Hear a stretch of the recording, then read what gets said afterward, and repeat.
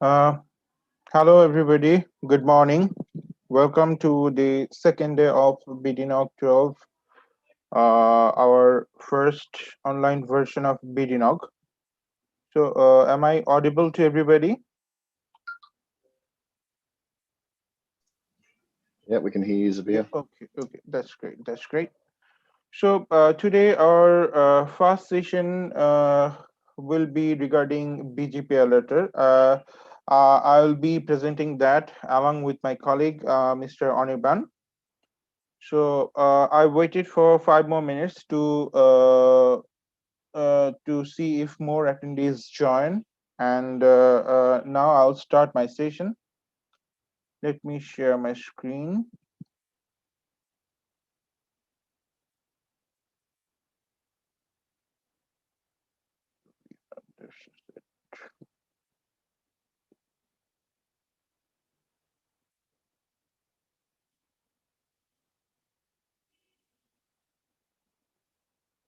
So, what is the BGP letter?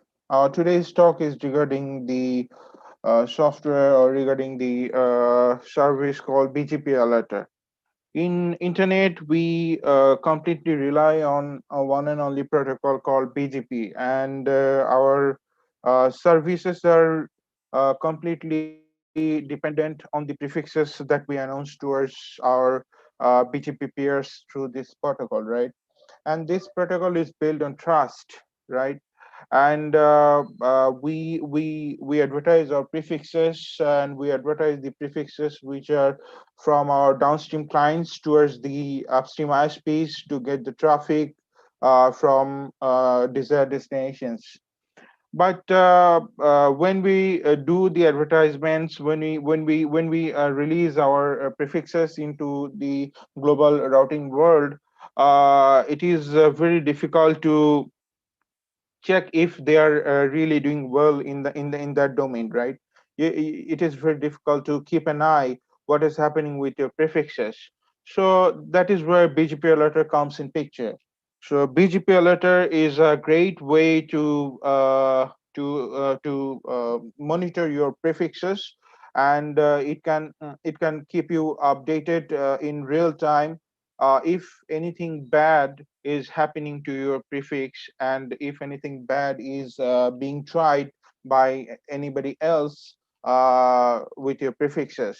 You can monitor your prefixes for the cases of hijacking, or for the cases of losing visibility from the internet table, or you can also keep them monitoring in case of some new origination, and the row is not there. I mean, if any RPK invalid cases occur, or anything which is not actually intended by you can be alerted by this BGP alerter.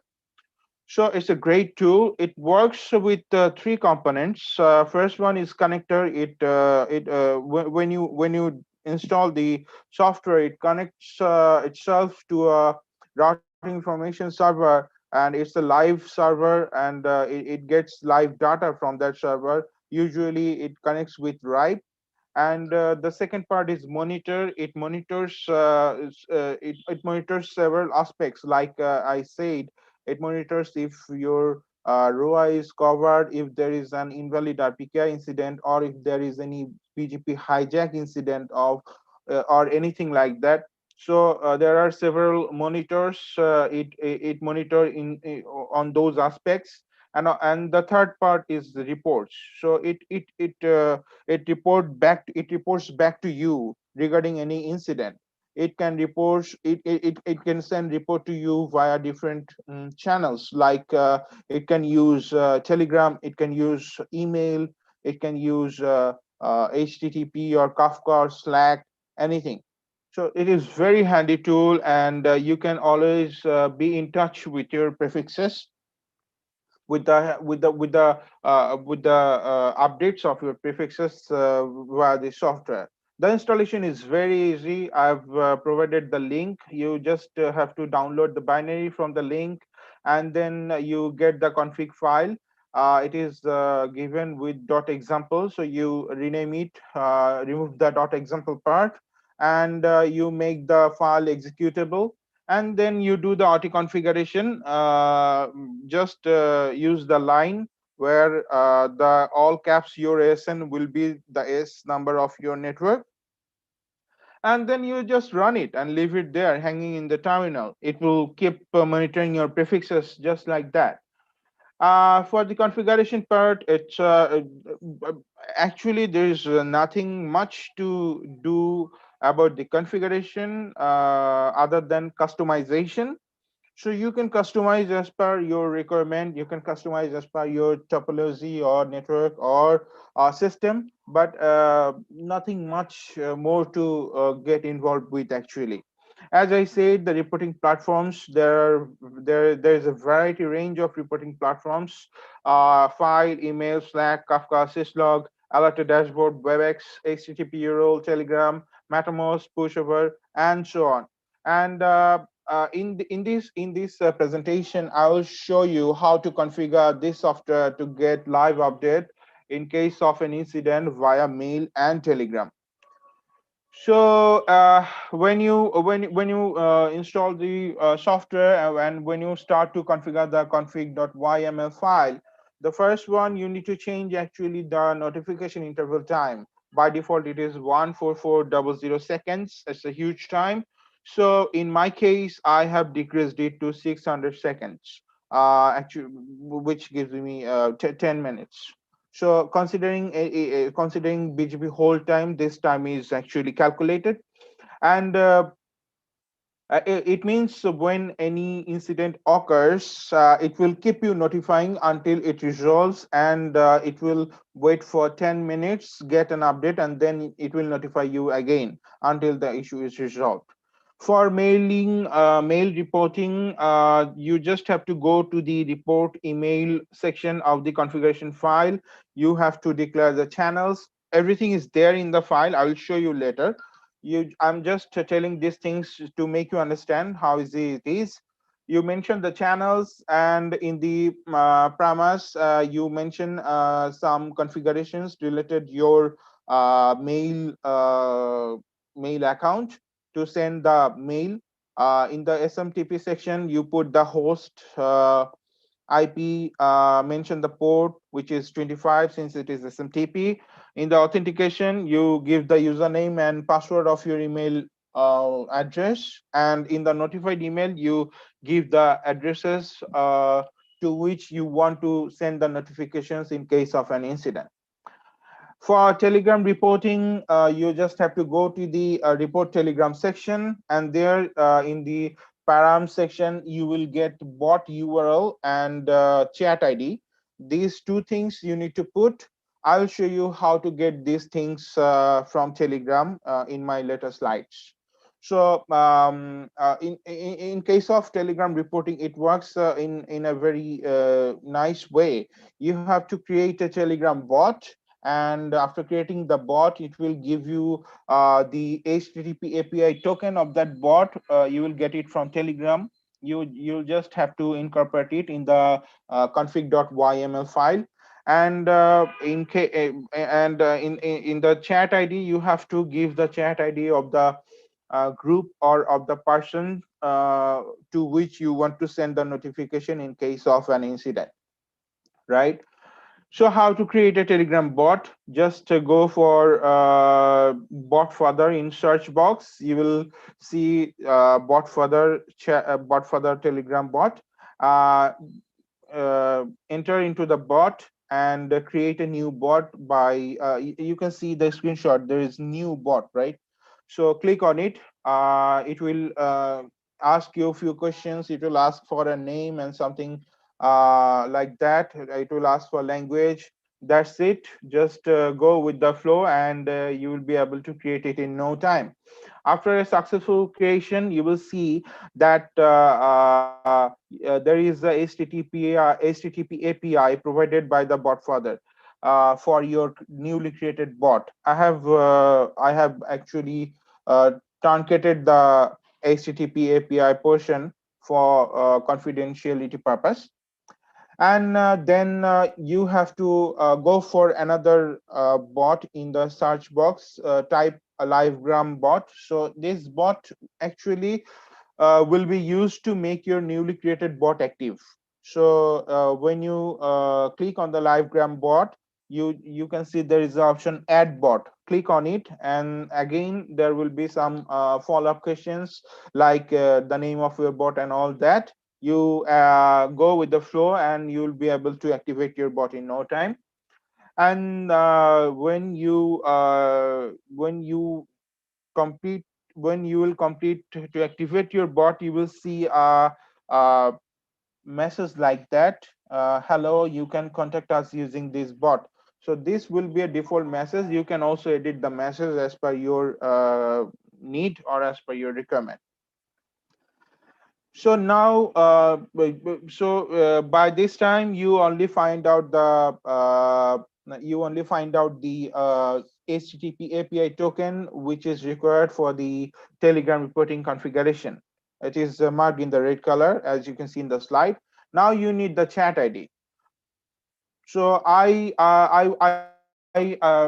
so to find out the chat ID of a group, or to find out the chat ID of of a person to which you want to send the notification, you need to use another bot which is called ID bot. So as you can see, after clicking on the ID bot, so there is the instruction uh, /get ID or /get group ID. So if you want to send the notification to a group, so go to that Telegram group and add the ID bot in that group, and then go for the command /get group ID. You will get the chat ID of that group, and you can use that chat ID into the config.yml file. So I will show you in the demo part actually. So don't worry about the all the all the bots and all that. So this is the example of email reporting, which was notified by BGP alerter while I was doing the test. It was on September 7th, 3:08 p.m. So you can see uh, there is a new /33 was originated, uh, and it was originated or it was announced by my own AS, so no problem with that. But it is reporting, or it is notifying me because there was no valid ROA for that /33. I only created ROA for /32. So when I was doing the test, I was testing the software. So I saw that upon creating a /33 without any ROA, it immediately sent me and send me a notification. So this is the format of the notification in mail, and also this is the notification I got in my Telegram group chat box. So my newly created bot send me the same notification to my Telegram group, which I was actually intended to use for the notification purpose. On 5th October, just few days back, one of the ISP in Bangladesh, they accidentally announced /31 from my block. So BGP alerter was monitoring my prefixes. So I was not aware of that incident, but since BGP alerter was running, it was monitoring my prefixes. It just sent me a notification instantly, and people from my team communicated with that ISP and recover the error in no time. So it was that quick, and it was very efficient. And the ISP who did the mistake actually got surprised that how could we know instantly as soon as the incident happened. So that was it. That was the advantage of having this prefix monitoring on your side. And this is again the same notification came via mail as well to my knock and to my uh, email address, since these addresses are configured. I can see a raised hand. So can we take the questions in the Q&A session? I will take the questions after finishing the slides. So just to give me a few more minutes. For monitoring purpose, there is a section in process monitors. In this section, you just configure the server IP address in the host section, and you use the port. The default port is 8011. So this section will help you to keep monitor your BGP alerter service. And there are some free websites, so we like Uptime Robot. These websites can be used to monitor your services if they're up or not, if they're up or if they're down.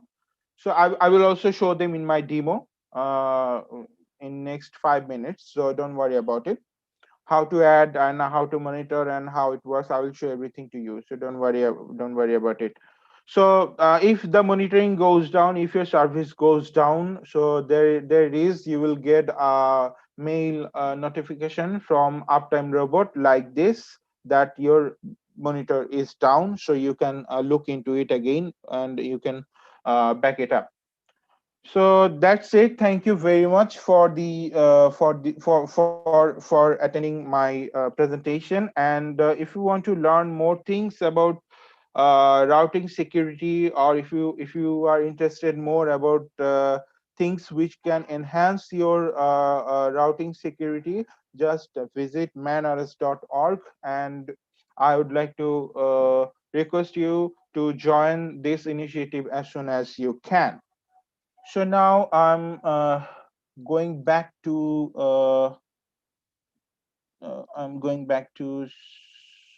so there is no Q&A. I saw somebody raised a hand earlier, but not now. Okay.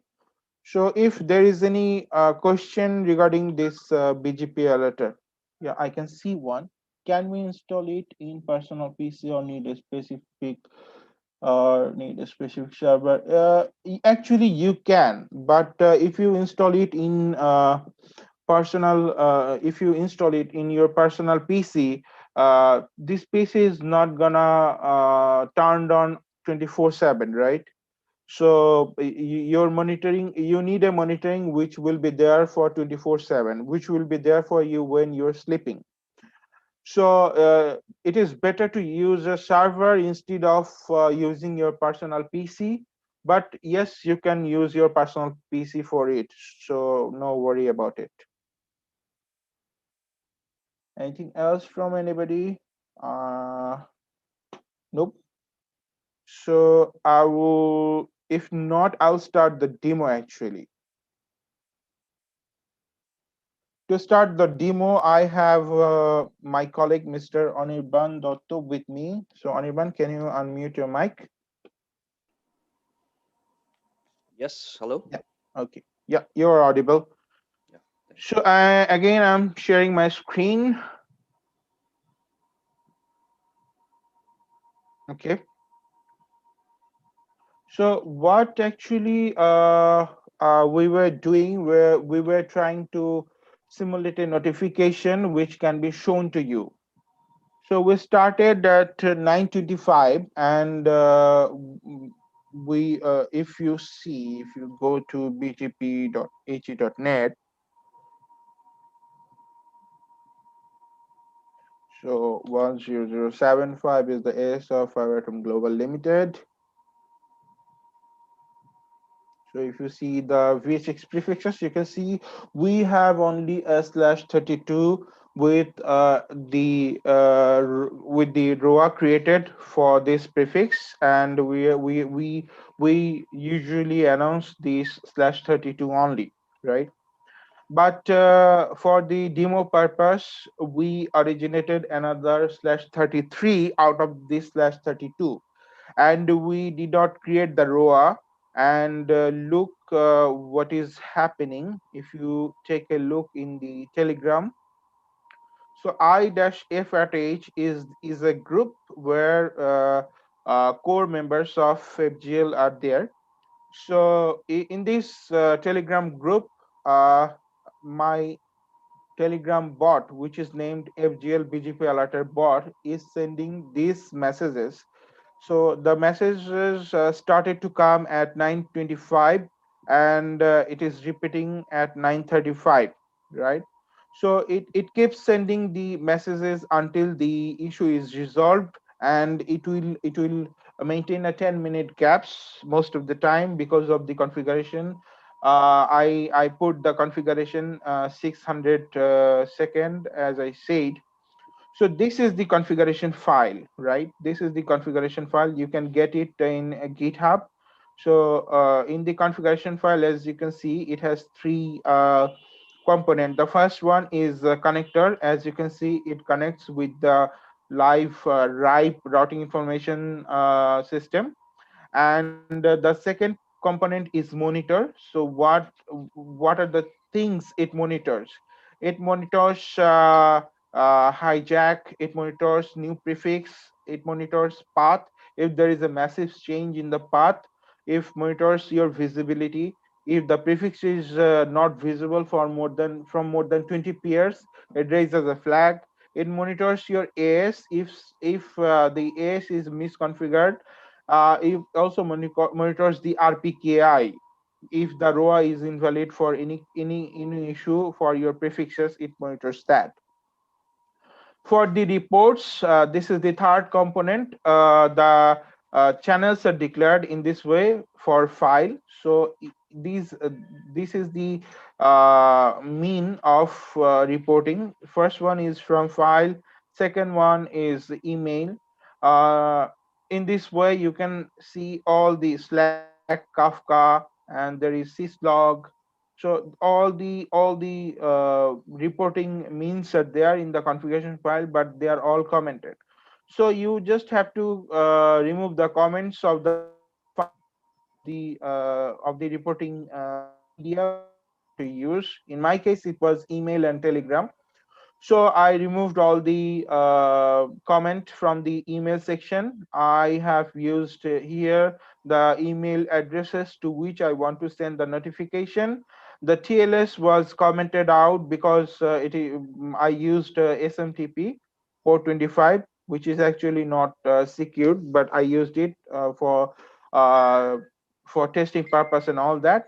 Here in the sender email, you give the uh, address of the email which will be used to send the notification.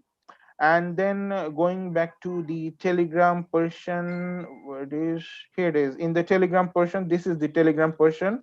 Here you put the bot ID, and here you put the chat ID. So in the Telegram section, this is my bot. When I created this FGL BGP alerter bot, so this is the bot I created. The bot father gave the HTTP API, and that HTTP API token was used here in the bot ID, and I used the ID bot, ID bot here. So this ID bot was used to get the chat ID of this I-F at each group, and that chat ID was used here for notification purpose. And that was it. And this is the line I was talking about, notification intervals. So I made it 600 instead of 14,400. And right now the notifications are actually coming because the incident is not resolved. So Anirban, can you just resolve the incident right now by removing the origination of slash 33? Oh, yes. So as you can see, the notifications are coming via email as well, right?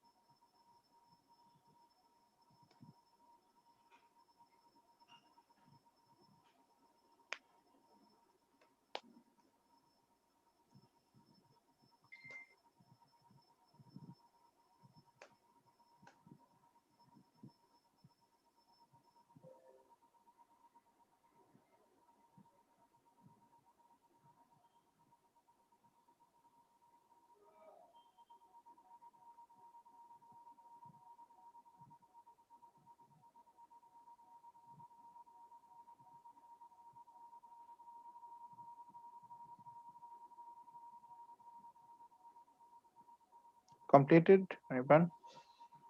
Yes, it's done. So right now there is only one origination, which is actually this slash 32, right? Yep. Okay. So can you again originate a slash 33 or out of this slash 32 so that the alerts come in?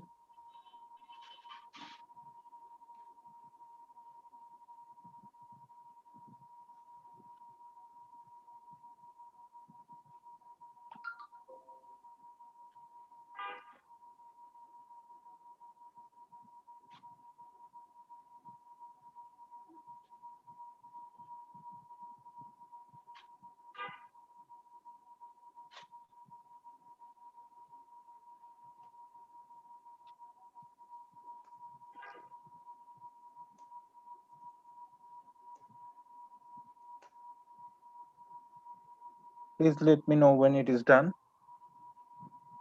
Sure.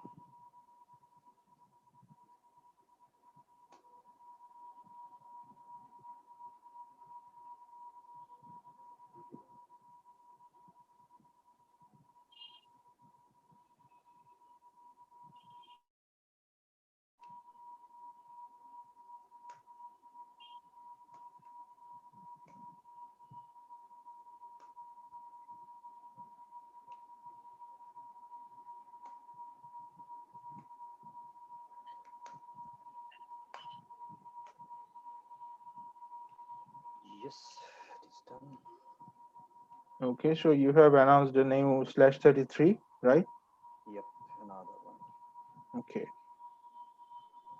So let's see.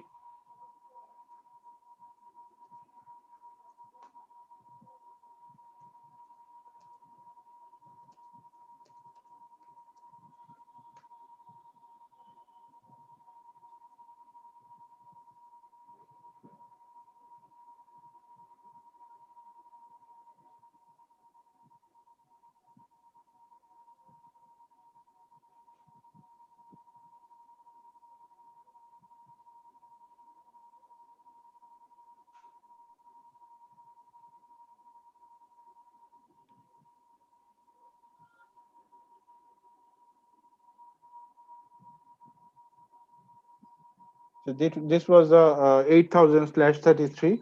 So the new slash 33, which has it is more specific of.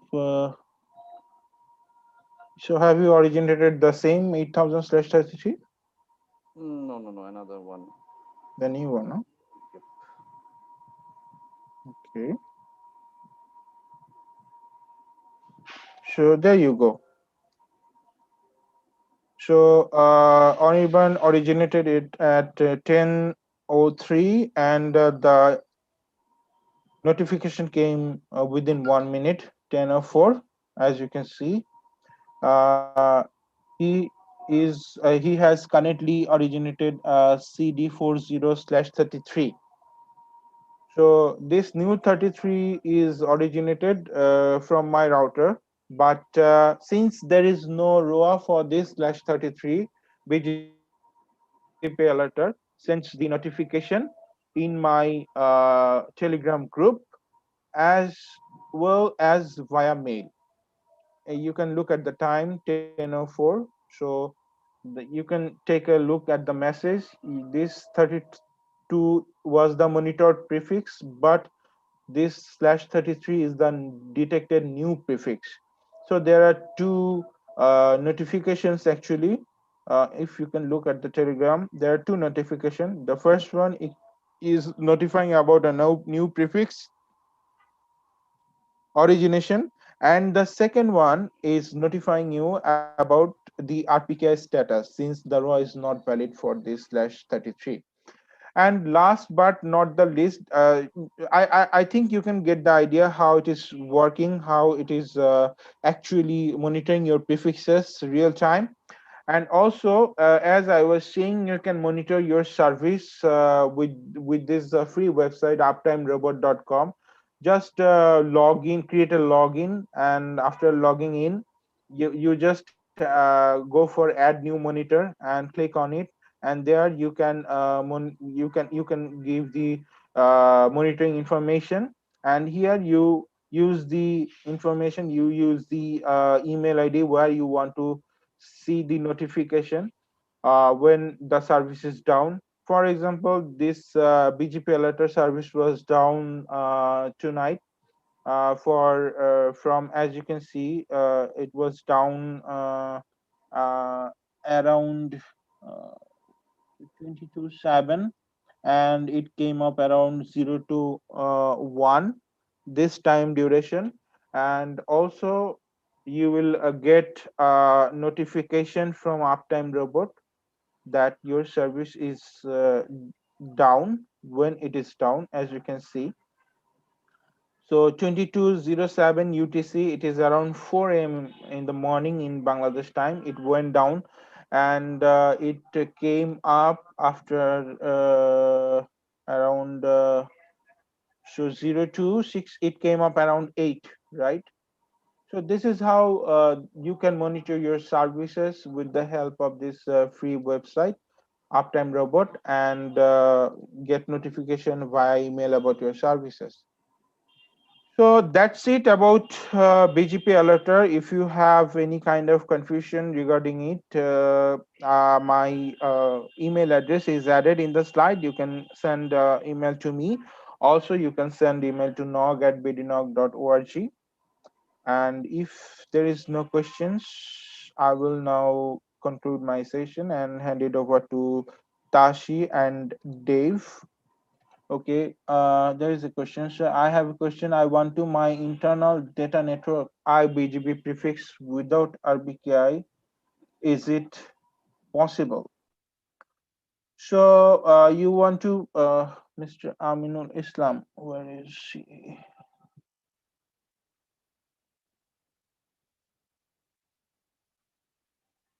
Mr. Aminul Islam.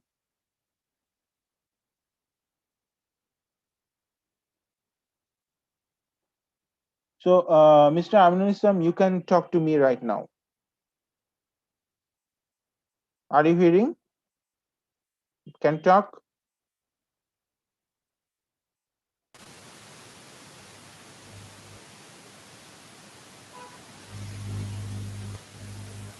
Hello?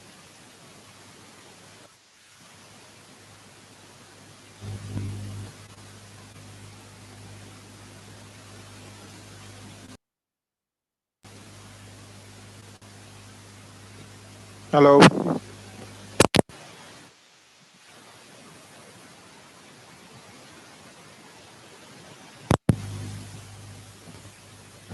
So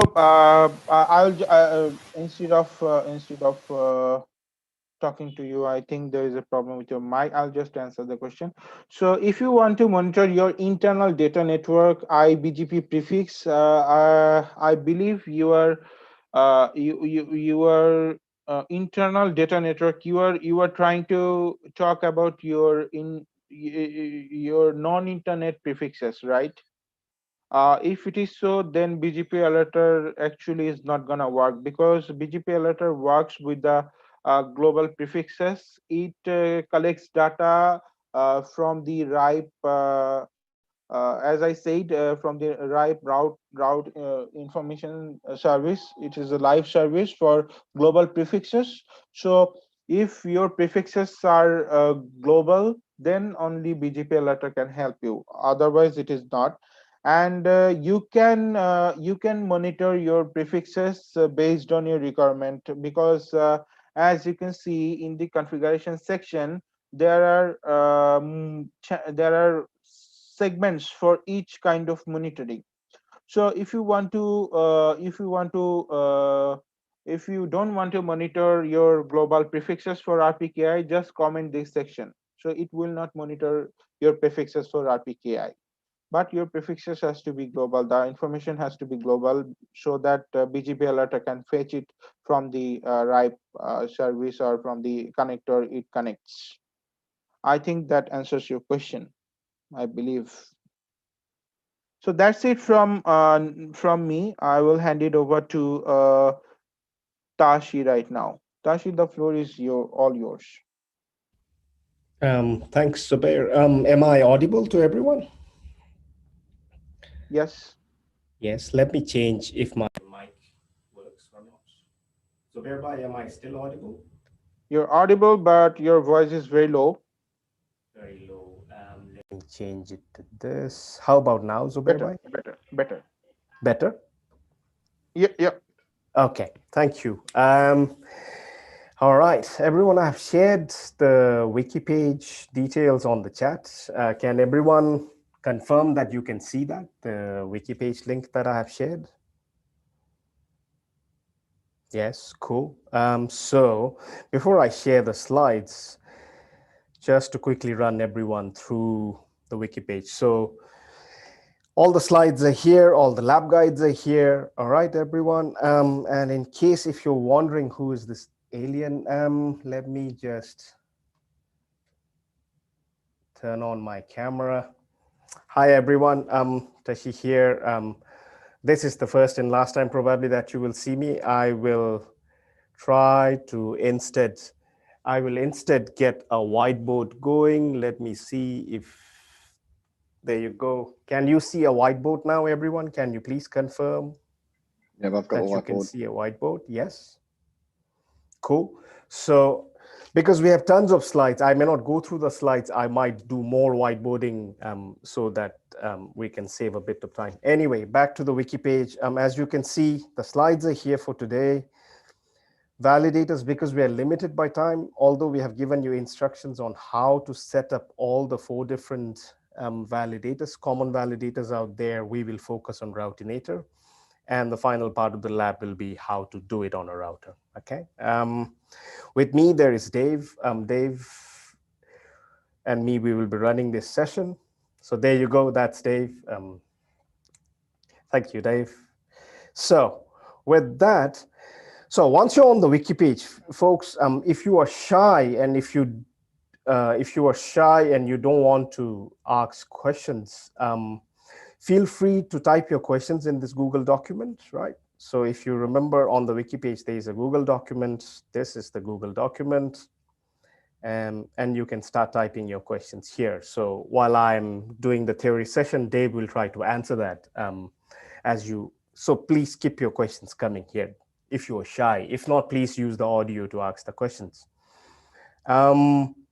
Before we start the theory, I wanted Dave to prepare the labs. So what we can do is, as you can see, the lab is broken into 2 parts, right? One is you will work on the validator setup and configuration part. Once that is done, then you will start configuring your eBGP speaking routers to consume the validated payload, right? So how many people are going to do the labs? So as you can see, we have 5 jump hosts set up. The way we have set up the lab is everyone will jump to a jump host. From there, you will get access to the lab infrastructure. So can I request everyone to please fill in your name? On each jump host, we have about 40 containers running. So can I request everyone to start from jump host number 3, fill up jump host number 3 before you fill up jump host number 4. So as I am talking, I would request everyone to please fill up your names, assign yourself a container, all right? Instead of us doing it, I think it's better you fill it in. That way, then Dave knows how many people will actually do both the labs, and then we can then provision the labs accordingly. So happy with that housekeeping, everyone? Is that a yes?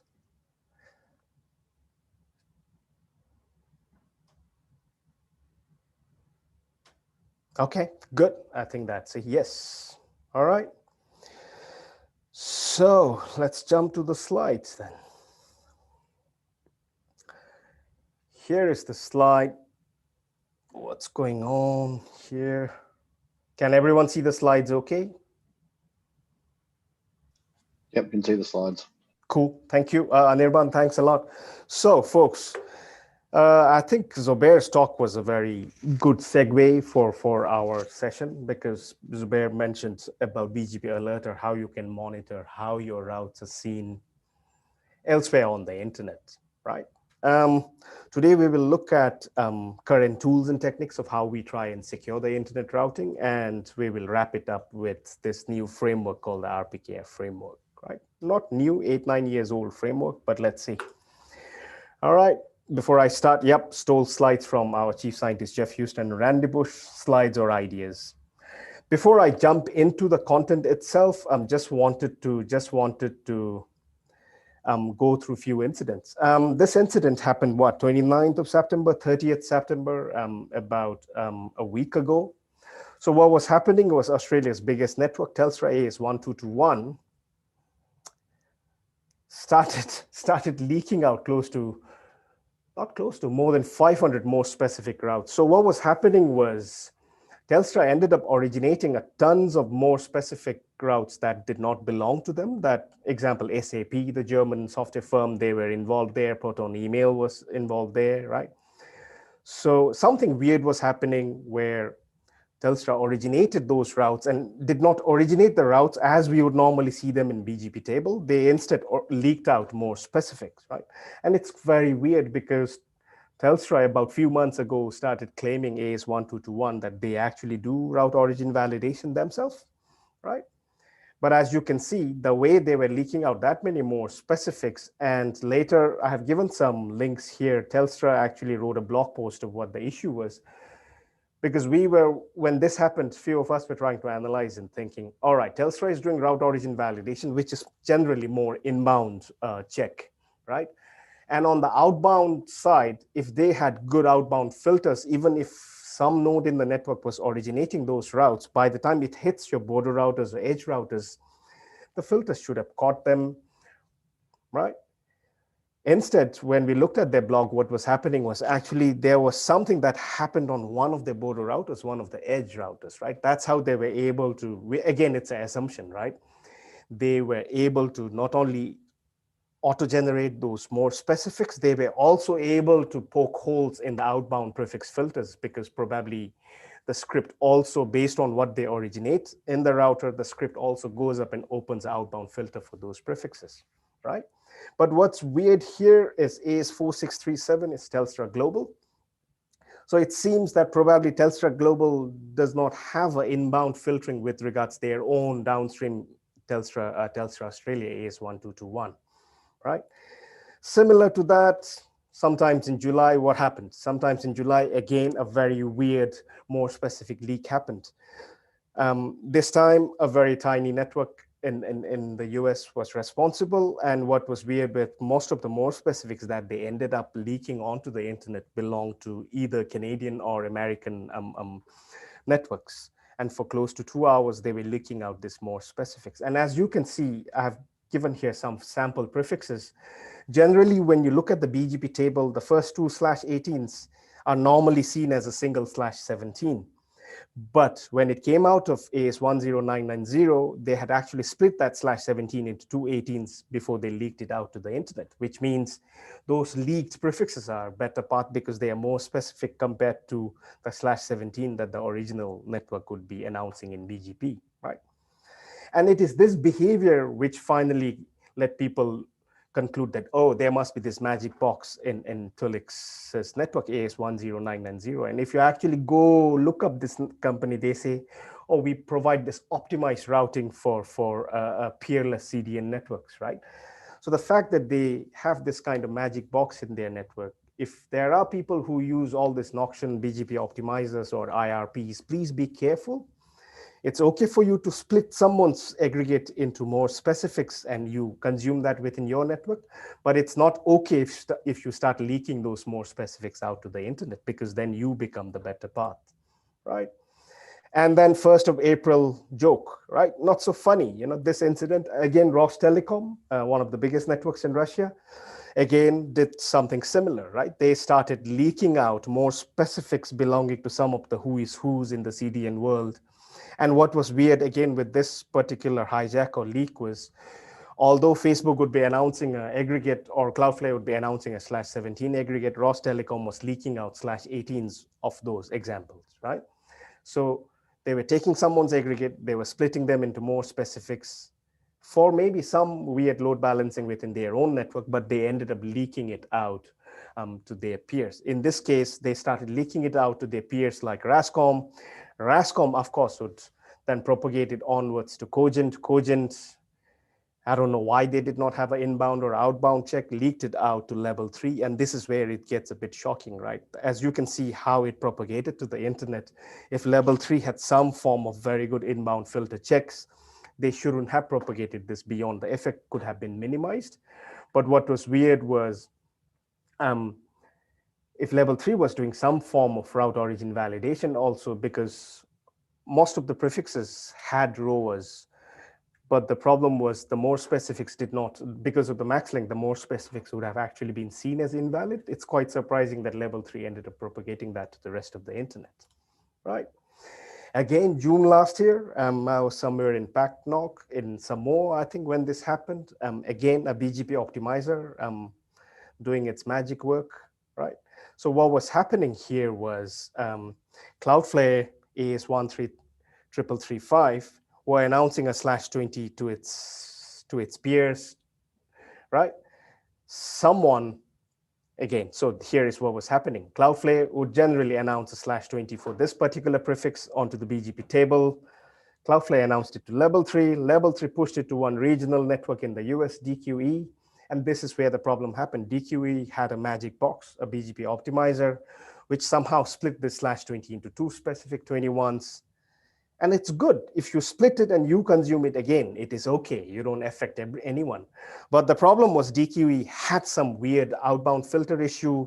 They leaked it down to one of their downstreams. And this downstream is a ferroalloys metallurgy company, which means they may not have a big pipe. They might just have a 1G pipe. They leaked it down to their downstream. That downstream leaked it out to one of its upstream, Verizon in this case. This is a classic provider to provide a leak, right? BGP's default behavior. If you are ATI AS396.531, and if you have these two BGP sessions with two upstreams, one is DQE, one is Verizon, what you learn from one, without even you telling BGP what to do, BGP will automatically start leaking this out. And this is a classic provider to provide a leak, right? So it reaches Verizon. Verizon being one of the big networks out there, because of Verizon, rest of the internet learns this /21s. All of a sudden, for people like you and me on the internet, the best part to reach Cloudflare wouldn't be through Cloudflare, because they would be announcing a 20, whereas what you have learned are two more specifics, 21/21s. You would always prefer, let me see if I can use a laser pointer. You would be preferring the path, this path, as opposed to this path, right? And imagine if this was a 1G link, right? Whereas Cloudflare might have hundreds of gigs of bandwidth, but this network may not have that much. That's how Cloudflare ended up losing quite a big chunk of its global traffic, right? So moving on, again, a very weird thing, right? A leak that happened in Nigeria ends up causing Google services not reachable for close to 2 hours. So what happened was, again, in Nigeria, IX, and since China Telecom is there, because lots of Chinese companies are doing construction work there, they were peering at the Nigerian IX, main one of the ISPs there, who had peering with Google, somehow accidentally ended up leaking out Google's more specifics towards China Telecom. And China Telecom, being China Telecom, who would be blackholing Google or Facebook prefixes, carried it all the way back to their backbone in mainland China. And then, of course, they have a null route there. So that's why for close to about 2 hours, Google services were not reachable, right? And of course, I really like this, right? The Route 53 hijack. I call it the early retirement hijack, right? Because within about 2 hours, they managed to empty about $18 million worth of cryptocurrency, right? Beautiful. I mean, like, so what happened here?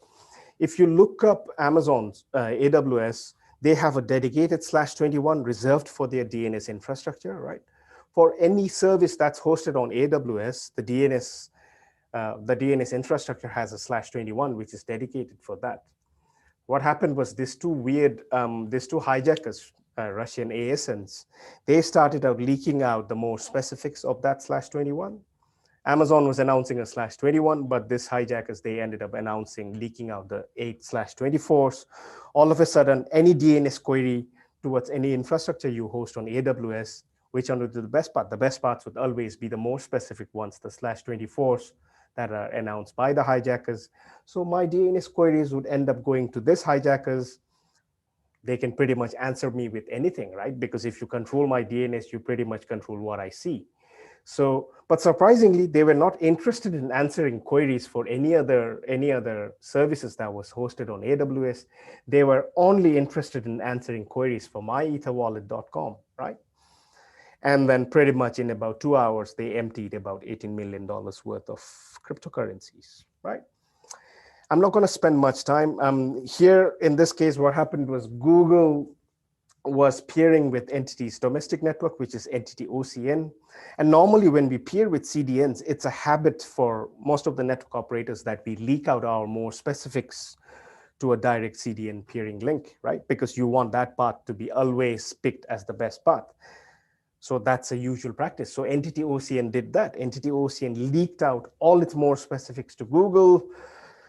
Google Japan did not have the problem, but Google West Coast US, during a filter update, they somehow leaked out this more specific routes to the rest of the internet. So all of a sudden, what happened was the leak happened in West Coast US, right? The more specifics.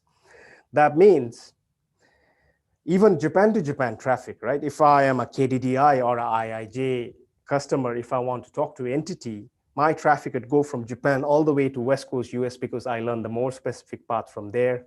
So instead of me doing a direct Japan to Japan, which is 5 to 10 milliseconds worth of latency, because of this leak, my traffic would get routed to West Coast US before coming back to Japan, 2 to 300 milliseconds, right? So for about 2 to 3 hours, Google actually shut down for 1 to 2 days. Google actually affected the whole of internet in Japan, right? And they were even summoned by the Japanese government to explain what happened, right? So here is an example of what I was saying. Normally, Japan to Japan latency, 10 to 15 milliseconds. But during the leak, even if you look at the Japan to Japan latency, it's to the moon and back, 2 to 300 milliseconds worth of latency, right? And of course, the all famous headline, PTCL, Pakistan Telecom, something weird in YouTube that the government did not like. They asked Pakistan Telecom to make sure that content wasn't reachable or accessible from Pakistan. And I think the engineer did the right thing, right? He null routed that particular prefix, but I think his only mistake was he thought it was a slash 24, right? Whereas YouTube that time was leaking out, was announcing a slash 22. So he had a null route for that specific slash 24. He propagated that, announced that to rest of the internet. I think the fault is not PTCL. I think the fault is AS3491. It's upstream PCCW, because PCCW's inbound filter should have caught that, right? They should have said, hey, PTCL, this is not your prefix. I won't accept it. They accepted it and they pushed it to the rest of the internet. For everyone on the internet, hey, YouTube has a more specific path towards Pakistan. Let's send it there. And they had a black hole. YouTube wasn't reachable, right? Good headline, because after this incident, that's when the community got really serious and started working on this frameworks like RPKI, right? So before we jump into the RPKI framework, let's have a look at why do we keep seeing these headlines, right? Let's go to fundamentals. First things first, the beauty of the internet is what? It's a completely decentralized infrastructure, meaning no one runs it, right? No one is the boss of the internet, right? Not the big American companies, not the American government, not the registries, no one runs it, right? The beauty of a decentralized infrastructure. But the problem with such a decentralized infrastructure is what? Because no one is in charge, I don't have a reference point. What do I mean by that? Example like Zubair Bhai was explaining right now, if Zubair Bhai looks at his BGP table in Bangladesh right now, it will be quite different to the BGP table that I see here in Brisbane, right? So my view of the internet depends on where I am on the internet, right? So if I receive, oh, here is the internet table, I look at it, I can't call up Zubair and say, hey, can we compare what you see and what I see, right? Because there's no reference model. So I don't know if the internet table or the view of the internet that I have is correct or not, right? Because there's no reference point. What do I compare it against, right? So please keep that in mind, right? There's no reference point of the internet. Your view depends where you are, right? Second fundamental thing, everyone knows this, right? Routing works by rumor. Unlike in the old telephony days where normally we would build point-to-point circuits, right? if I had a voice call from, like I worked in Bhutan, so from Bhutan, Thimphu, from our capital to Eastern Bhutan, we would need dedicated E1 circuits for those voice channels. To Central Bhutan, the same, right? So we had to build this dedicated link. But with the internet, we don't have to build things that way. Instead, what do? I announce my network information to my neighbor, right? I tell him, hey, this is my address space. Any packets for this destination, send it to me. My neighbor does the same. I announce my network information to my neighbor announces that to its neighbor, to its neighbor, to its neighbor, and that's how everyone on the internet, we know how to reach every network on the internet, right? But that way of propagating information is based on a very weird assumption that no one in the middle will try to act funny, right? What if when I'm announcing my network information to my neighbor, what if my neighbor gets a bit naughty, right? Normally in a face-to-face, I normally say this joke where if I say, hey, I'm Tashi from Bhutan, right? I whisper that to the person in front of the class. And if I ask that person to whisper it, and if I ask the other end of the class, please tell me what you heard. What if he says, hey, I'm Tashi from Japan, or I'm Tashi from Bangladesh, right? So somebody in the middle can act funny. Somebody may not be honest. Somebody might try to make changes to the information that I shared. So this is the problem, right? Routing works by rumor, right? And that's why we see all these issues on the internet, right? Because there is no absolute truth, right? The way you, as the originator, announce something, by the time I learn it 5 or 6 AS hops away, things could have changed, right? Please remember that routing works by rumor. Routing is variable. This goes back to the first point where I was saying that since there is no one in charge on the internet, we don't have a reference point, right? What does that mean? That means my view of the internet depends where I am on the internet, right? So like I said earlier, the view of the internet that I see in Brisbane might be different to how you guys see it in Bangladesh. So how do I compare which one is correct, right? You don't know which one is correct, right? And the worst of all, routing works in reverse, right?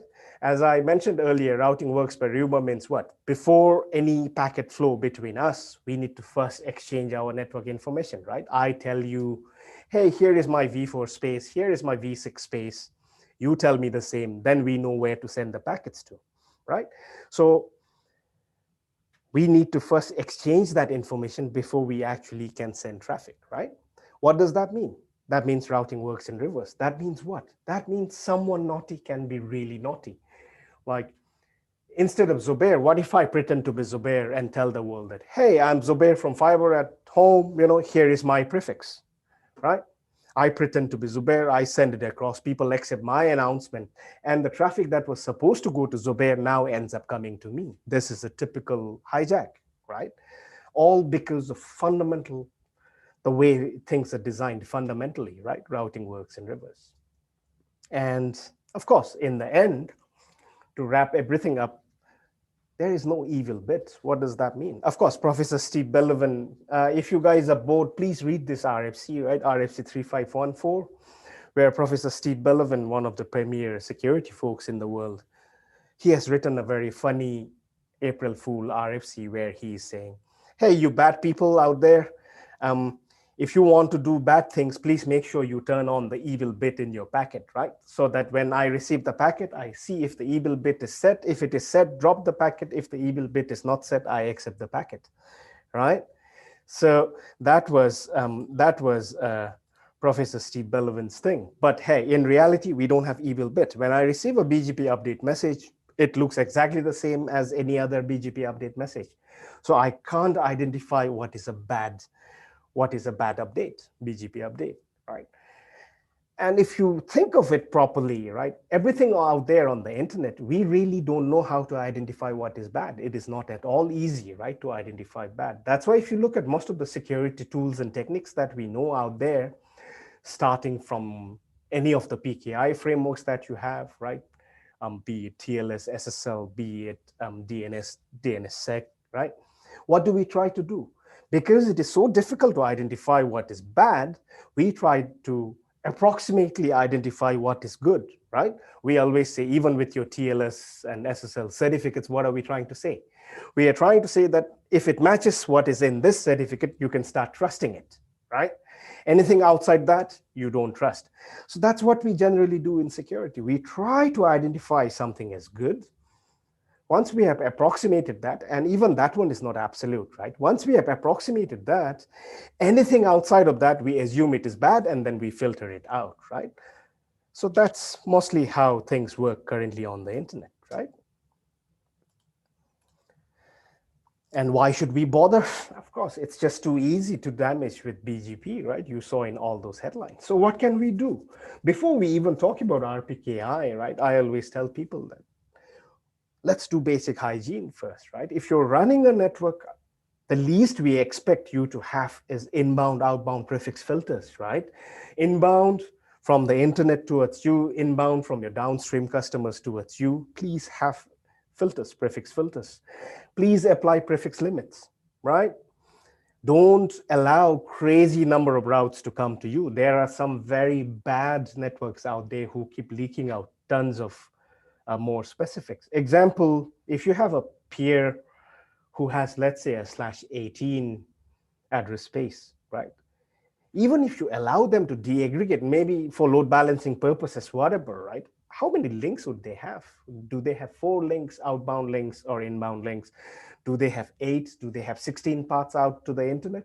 Even if they have 8, if they have a /18, hey, how much is that? About 2 raised to 3, which is about, allow them to deaggregate up to /21s, right? Do not do crazy deaggregation, right? So you can apply that prefix limit. If you look at that entity OCN and Google problem that I mentioned earlier, if Google, whoever was peering with Google, example, Verizon, if Verizon had an inbound prefix filter plus a prefix limit, when Google throws 130,000 routes at them, their prefix limit should have picked it up, right? So not just prefix filter, please have a prefix limit too. Complement that with AS path filters, right? Sometimes you might be peering with a network that has just too many downstream customers. So if you are building prefix filters in a granular manner, it would just be too big, the prefix filters. So you would generally want to build an aggregate filter with them. And generally the way to do that is using AS path filters, right? So please complement your prefix filters with AS path filters, right? And even on the AS path, there is a limit that you can apply actually, because how big is the internet or how deep is the internet? Jeff Houston's research has shown what? Internet is about 6 AS hops deep or 6 to 7 AS hops deep, right? Sometimes if you look at the CIDR report that comes out, you will find some routes have 100 AS path prepends, right? You don't want those kind of junk route announcements, right? Because please remember one thing. When your router needs to store the internet routing table, it not only stores the routes, right? In BGP, it also needs to store the path attributes for those routes, right? And AS path is one attribute. So when people throws me this kind of a junk announcement with 100 AS path prepends, whereas the internet is only about 6 or 7 AS deep, it consumes a lot of your resources, hardware resources, right? So just be careful there. You can apply a AS path limit also, okay? And of course, RFC 8212. What am I trying to say with this? Can I have your attention on the whiteboard for me to discuss RFC 8212? What am I trying to say with RFC 8212? BGP. Here is the BGP default behavior, right? If this is you, right? If this is you, and let's say this is your upstream 1, right? And let me give your upstream 2 a different color, right? Let's say you have eBGP with these 2 upstreams. So generally what happens is the default behavior of BGP is when you receive a BGP update, right? When you receive a BGP update from one of your eBGP neighbors, once you have run your best path selection and once it goes into your routing table, without you telling BGP what to do, it will start announcing this to your other eBGP peer, right? And it does the same for the other announcement also, right? It would do the same for anything that this person announces, this peer announces to you. Without you telling BGP what to do, it would start leaking that out to your other BGP neighbors, right? This is a default BGP behavior, And what is that behavior? A very leaky or a permissive protocol, BGP by design, right? Without you telling it what to do, because you are running that node, you are the person who is administering that router, yet without you telling BGP what to do, it starts announcing, leaking it from one provider's announcement to the other provider or other network, right? So that's why RFC 8212 is a very good RFC, I feel, from an ops perspective, because what this RFC is saying is, hey, let's change BGP's default behavior from permissive or a very leaky protocol to a very that let the default behavior be reject instead of permit, right? So what is it trying to say? So what RFC 8212 is trying to say is, can I have your attention on the whiteboard, please? What it is trying to say is, what color should I pick? Red. What RFC 8212 is trying to say is, whenever you receive an inbound BGP update, right? Whenever you receive an inbound BGP update from any of your neighbors, if you don't have an explicit inbound filter, do not accept this update. Similarly, if you do not have an explicit outbound filter, do not announce anything to anyone, right? So what is it saying? So in summary, what RFC 8212 is trying to do is, it's saying, until you have an explicit inbound filter, do not accept any routes. Until you have an explicit outbound filter, do not announce any routes, right? That's what it's trying to do. But the problem with RFC 8212 is not every platform complies with it, right? So if you have a router or a platform that does not support RFC 8212, not a problem, right? Do it the classic way. Bring up your BGP session, right?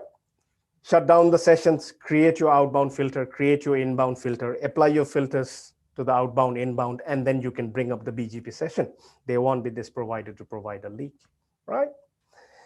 So with that, let's have a look at some of the current tools and techniques that people generally do, right? Example, somebody wants to peer with me, somebody wants to buy transit from me. You don't blindly accept them, right? They will give you their network information. Hey, I am this network, AS number this, here is my V4 prefix, here is my V6 prefix. And you go like, okay, let me do some legitimacy of address check, right? LOA. So generally you would be doing what's called, let me change it to a laser point. Generally you would be doing a legitimacy of address check, right? And then once it passes your legitimacy of address check, then you would craft your inbound and outbound filters, apply them, and then you would bring up your BGP session, right? What are some of the current legitimacy of address check tools that you have? First one, you look up the WHOIS database manually, right? The way you do it is, because if I find, example, somebody wants to peer with me and they have said, hey, Tashi, this is my prefix 202.125.96.0. And I know that this peer is in the Asia Pacific, so let me go look up the APNX WHOIS database. When I look it up, I actually see that there is an inetnum object. The fact that there is an inetnum object is enough to tell me that, hey, this address space was indeed authoritatively delegated by the registry to this particular network, right? This is a good proof that it is truly delegated by an authoritative body, right? APNIC in this case. And in some cases, you would also see route or route 6 objects there. In this example, you see for this prefix, there is a route object here, which says, for this route, I intend to route it using this origin AS. Please remember one thing, your route or route 6 objects are nothing but an intent. That's my intent, right? I plan to use it this way is what you're saying, all right? So you can either do a WHOIS manual, WHOIS lookup, confirm that it was indeed delegated by someone authoritative, or this is what I don't like, right? Letter of authority, this gives you no security at all. What this does is, I found this mostly in developed economies, right? Where when you buy a transit, somebody will ask you to give them a letter of authority. What this does is, it gives you zero security, of course, but what it means is if things go wrong down the line, they are not responsible. So it absolves them of any liabilities, legal liabilities, right? not spending much time. So first one was look up the WHOIS database manually. Second one, weird cases in developed countries, I see, hey, give me letter of authority, zero security, right? But legally, your lawyers would be happy because you don't have to take the blame later. But the third one is what we call this internet routing registry, right? Remember what I said earlier, that your route or your Route 6 objects are nothing but where you can express your intent. So similarly, your IRR objects, right? Your internet routing registry databases are places where you can actually document these intentions, right? Where you go and say, hey, world, I'm the owner of this v4 prefix. I'm the owner of this v6 prefix. I intend to route it this way is my intention, and I document that in an IRR database, right? And the most famous IRR database, of course, is RADB, right? So generally, it's a place where you can describe your intent on how you will route that. And in some cases, you can also have your routing policies documented. If you look at the right-hand side, I'm looking at my previous network, Bhutan Telecom AS17660, where under my Otnam object, which is my AS object, I can actually define how I intend the different routing policies I might have. These days, people do not really rely on your export and import policies that people see in your Otnam object, because how many people actually keep it up to date, right? Your export and import policies. But people definitely look up your route objects for v4, right? Where you define your intent. In example, if you look at this route object, you see that 61.45.248/24, here in this database, it says, I intend to route it, originate it from this AS135553, right? My intention. So anyone can look up this intention and then they can craft filters accordingly, okay? So why do we and how do we generally consume IRR entries, which are your route objects or your Route 6 objects, right? Generally, your internet routing registry objects, the most common ones are your route objects for your v4 space. You have your Route 6 objects for your v6 space. And if you are also a big network that does provide transit service to lots of downstreams, you would also have an AS set object, right? And of course, you have your Otnam and other objects, right? But people generally would consume more of your Route 6 and AS set objects for automating or crafting prefix filters, right? So remember what I said, that IRA database is a place where you can express this intent, right? IRA database is where you express this intent. And once you have expressed that intent, whenever somebody wants to peer with me, I can then automate my prefix filters or AS path filters by just pointing to this IRA database, right? And the logic with which we consume this IRA database is anything I find on the database, I will accept. Anything that I don't find in the IRA database, I will not accept. Does that make sense? Please keep this in mind, right? Anything that's in the database, I will accept. I'll permit them. Anything that's not in the database, I won't accept them. So that's how people generally use route and Route 6 objects that are defined in IRA databases. Right? So I'm giving you a few examples here. I'm using a RPSL tool called BGPQ3. Right? I'm going to generate it for the Bird operating system. L is nothing but the name of your prefix list, and I want to generate a prefix list for this network AS17660. Right? Here is my prefix list name, peer v4in, and I want to generate it. It directly BGPQ3 by default points to RADB, and I had picked up this many route objects in that database, and it accepts that. Right? So please compare this first prefix list that I generated to this second prefix list that I'm generating. You see the difference, right? By default, BGPQ3 points to RADB. There are lots of junk entries in RADB. And Tashi, myself, I might be responsible for a few of the junks there. I might have created some route objects a long time ago before I left Bhutan Telecom's network. After I left it, I did not clean it up, but those junk entries are sitting there. Whereas if you look at the second example, I'm trying to use the source option of BGPQ3, right? So what am I saying? Hey, BGPQ3, please point to RADB, not a problem.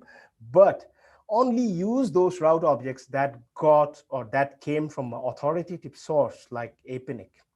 If my peer is in the Asia Pacific region, I'll point to APNIC. Let's say if my peer is in the African region, I will point to the AFRINIC source, right? And I then generate the same filter. You see the difference between the prefix filters?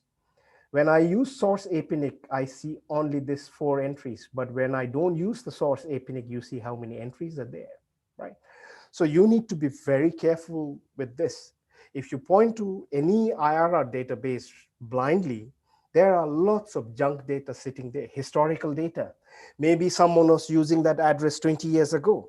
Maybe that address came back to a APNIC pool or any of the registry pools, and maybe they redelegated that to people like me.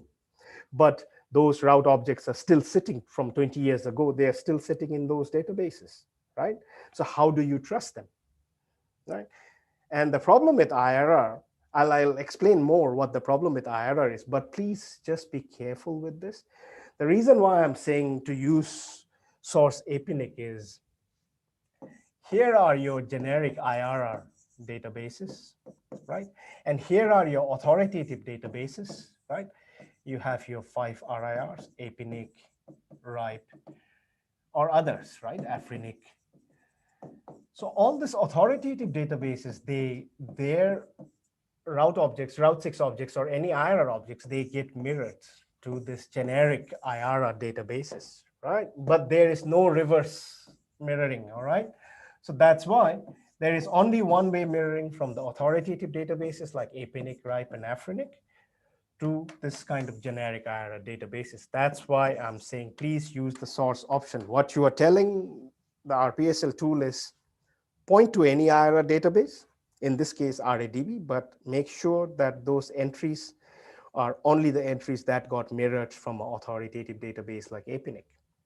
Now, what do I mean by authoritative database? In APNIC, you cannot create a route object for a prefix that is not yours, right? Can I just log in and create a route object for Zobair's routes? No, I can't, because it's an authoritative portal, right? I log in, APNIC's portal already has, they know my login, they know what resources have been delegated to me. I can only play with those resources. I can't use Zobair's resource and try to create route objects. It won't allow me. That's what I mean by authoritative database, right? Does that make sense? And sorry, and if you have, and if you by any chance have, if you're peering with big networks, like I said earlier, if you are peering with big networks that have lots of downstream customers, you cannot scale creating your prefix filters. Instead, you can then create AES path filters with them. In this example, what am I doing? I'm trying to create an AES path filter. The AES number is AES38195, in this case, Superloop in Australia. Here is the name of the AES path filter. I'll look at the AES set. So if you look at the whiteboard, your AES set generally would have your own AES, plus your downstream AES. All your downstream AESs, all your downstream networks would be included in this AES set, right? So when I try to create an AES path filter using BGPQ3, example, RPSL tool like BGPQ3, or you go your classic IRR tool sets, RTconfig and others. When I'm trying to consume that, it will try to look up the AES set and its member AESs in the AES set, and then it will then create those filters. In this example, have a look at this. The number 3 means what? Allow 4-byte AESs also. If you don't give the option 3, it will only create for those, it'll only create for the 2-byte AESs, okay? Just be careful there. So in this case, first entry, of course, is Superloop's own AES. And from then on, or any of this downstream, so you're saying either this or this or this, you're also allowing them to prepend something that originates from any of AES38195's downstream, but learned through AES3895, because I am sitting here, I'm talking to AES38195, all these downstreams are sitting behind AES38195. So pretty much I'm generating an AES path filter. The above one is if you're trying to generate an AES path filter using Bhutan Telecom's AS set AS TrueNet Transit, something similar, right? So generally, that's how you consume a IRR entry, right? IRR objects, Internet Routing Registry objects, for filtering, for automating your filters, right? Problem with IRR, I think I've already said it, right? There are just too many of them. First thing, last count, 24 or 25 Internet Routing Registry databases out there, and none of them are authoritative. So which one do I trust?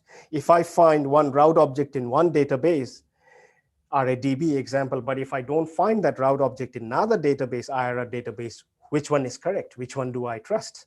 Which one do I point to generate my filters? So it's a big problem, right? So, and what if I have a route object on one database which says, hey, the origin A should be 1, 2, 3, but if I look at the other IRR database for the same route, it says, no, the origin A should be 4, 5, 6. Which one is correct, right? If there are conflicting entries, I don't know which one to trust, right? And anyway, with IRR filters, with the IRR database, I can't anyway filter the whole internet or my upstreams using IRR database. But the most disturbing fact for me with the IRR databases is just too much of junk, non-authoritative data in the IRR database, right?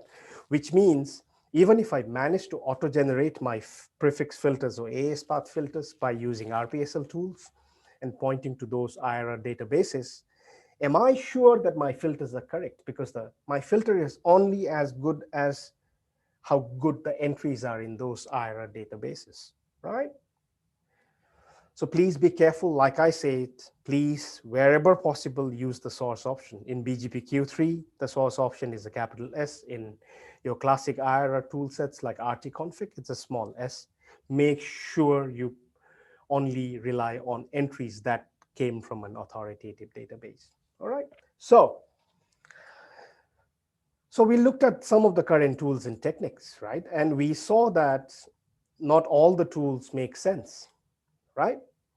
If I look at the WHOIS database, you need to do quite a manual lookup, or you need to get some weird stuffs like letter of authority, or you can rely on IRR database. But the problem with IRR database is it's non-authoritative. It's just too much junk out there, right? So how can we convey who has the right to use an address space, right? What do I mean by that? By address space, I mean v4 and v6 address space, right? So how can we convey, how can me, example, if I own a prefix, how can I convey to the rest of the world, the rest of the internet that, hey, me, Tashi, as the owner of this prefix, I am authorizing this network to announce this on my behalf. How do we convey that in such a way that people can validate that without having to talk to me, right? So can we borrow from already known techniques that we use in this? So hence the question, can I use digital signatures and digital certificates to convey this authority, right? What does that mean? I hope everyone is comfortable with the concept of public key cryptography or public key infrastructure, right? So the question here is, can I use a digital signature or a digital certificate to convey the authority to use? That means, okay, let me use the whiteboard instead, right? That might make it a bit easy. First, get some water. All right. First, let's recap certain things, right? Before we talk of public key infrastructure, let's talk public key cryptography, right? Everyone comfortable with public key cryptography? I can move on directly. Can people confirm if you're already comfortable with public key cryptography? Yes, no? If yes, I can then directly jump to the framework. Is everyone comfortable with asymmetric cryptography, public key cryptography, or do you want me to run through it quickly? That as a no. Okay, I'll take that as a no then, okay? So generally in public key cryptography, what do we do? You have a key pair generally. Okay, I'll not go into details of how, what mathematically linked, but here are your keys, right? This is my private key. I'm making the private key a bit stronger with 3 knobs, right? And the red one is my public key. right? The concept of public key cryptography is what? Anything that I do, using my public key can only be decrypted using my private key, and vice versa. Anything I encrypt using my private key can only be decrypted using the public key from that key pair. That's how they are mathematically linked. Yes? So that's all good, right? And now you want to add, so that's your, I'm just trying to keep it very short and simple. And then you add the infra bit, PKI, right? I stands for infrastructure. What do we mean by I? I means we are trying to build what's called this chain of trust. Now, what do I mean by chain of trust, right? Before I go to chain of trust, let's try and understand this public key cryptography, right? Let's say here is a message, right? Here is a message, and here is the sender, and here is the receiver. Can anyone please tell me how can me, the sender, send this packet securely to the receiver? By securely, I mean no one in the middle would be able to read it. How can I do that using a key pair? Anyone?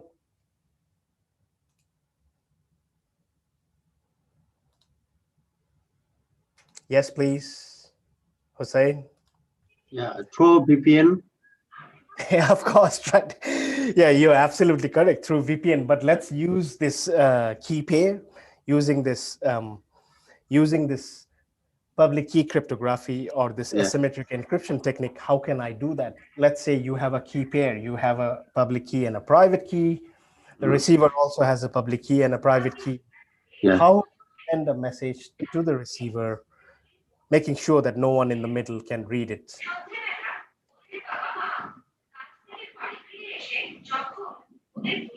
Yes. Anything else? Someone is shouting at the back. Hello.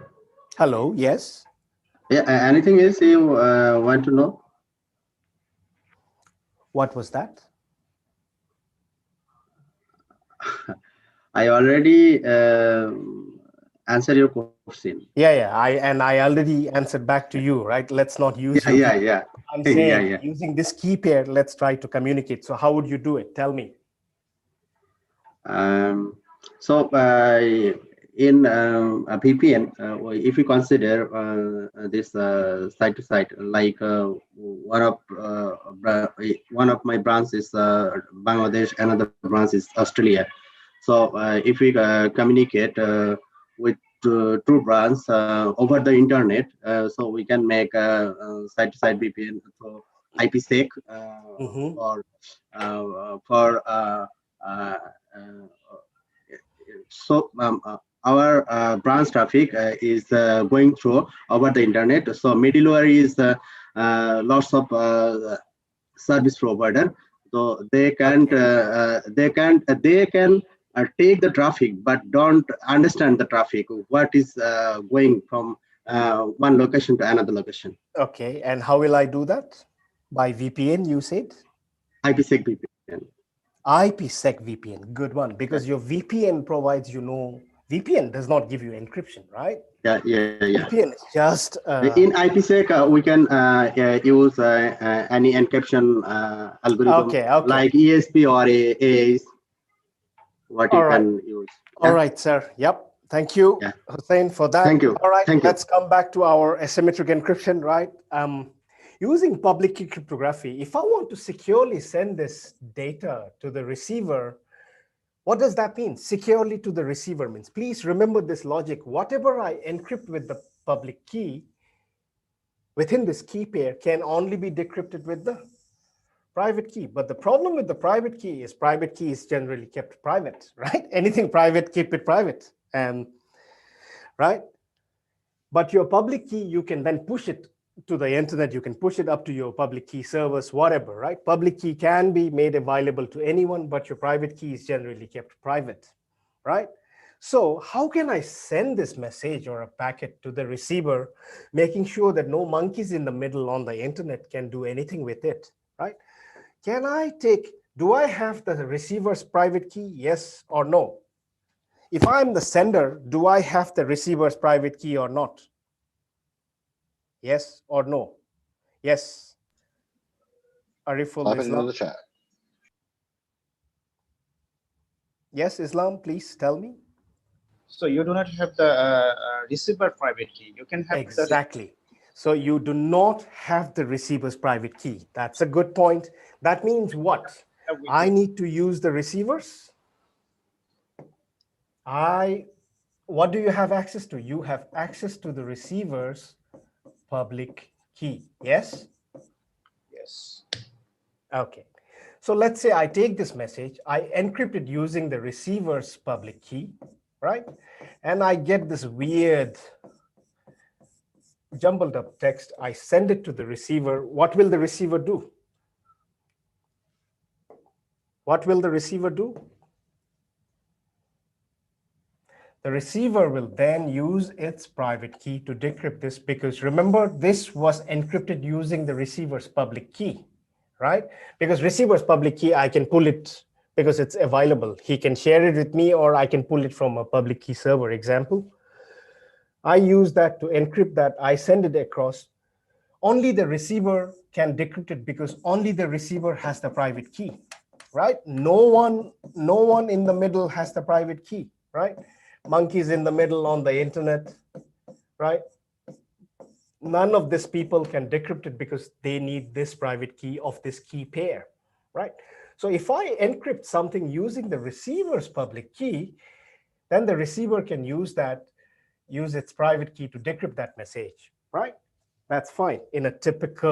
That's in a typical asymmetric encryption, right? Whereas if I also, now how about second scenario? What if I not only want to secure it, by secure, I mean I not only want to encrypt it, but I also want to make sure that the receiver can authenticate me. The receiver can authenticate the sender. So how will you do that? Right? Remember two things here. I want it to be secure. I also want the receiver to know who sent that packet. So how will you do it? So generally, here is your original packet, right? So how will I do it, right? Remember I said you are the sender and you are the receiver, right? You have a sender and you have a receiver. The sender has its own public and private key pair, right? And the receiver also has its own public and its own private key, right?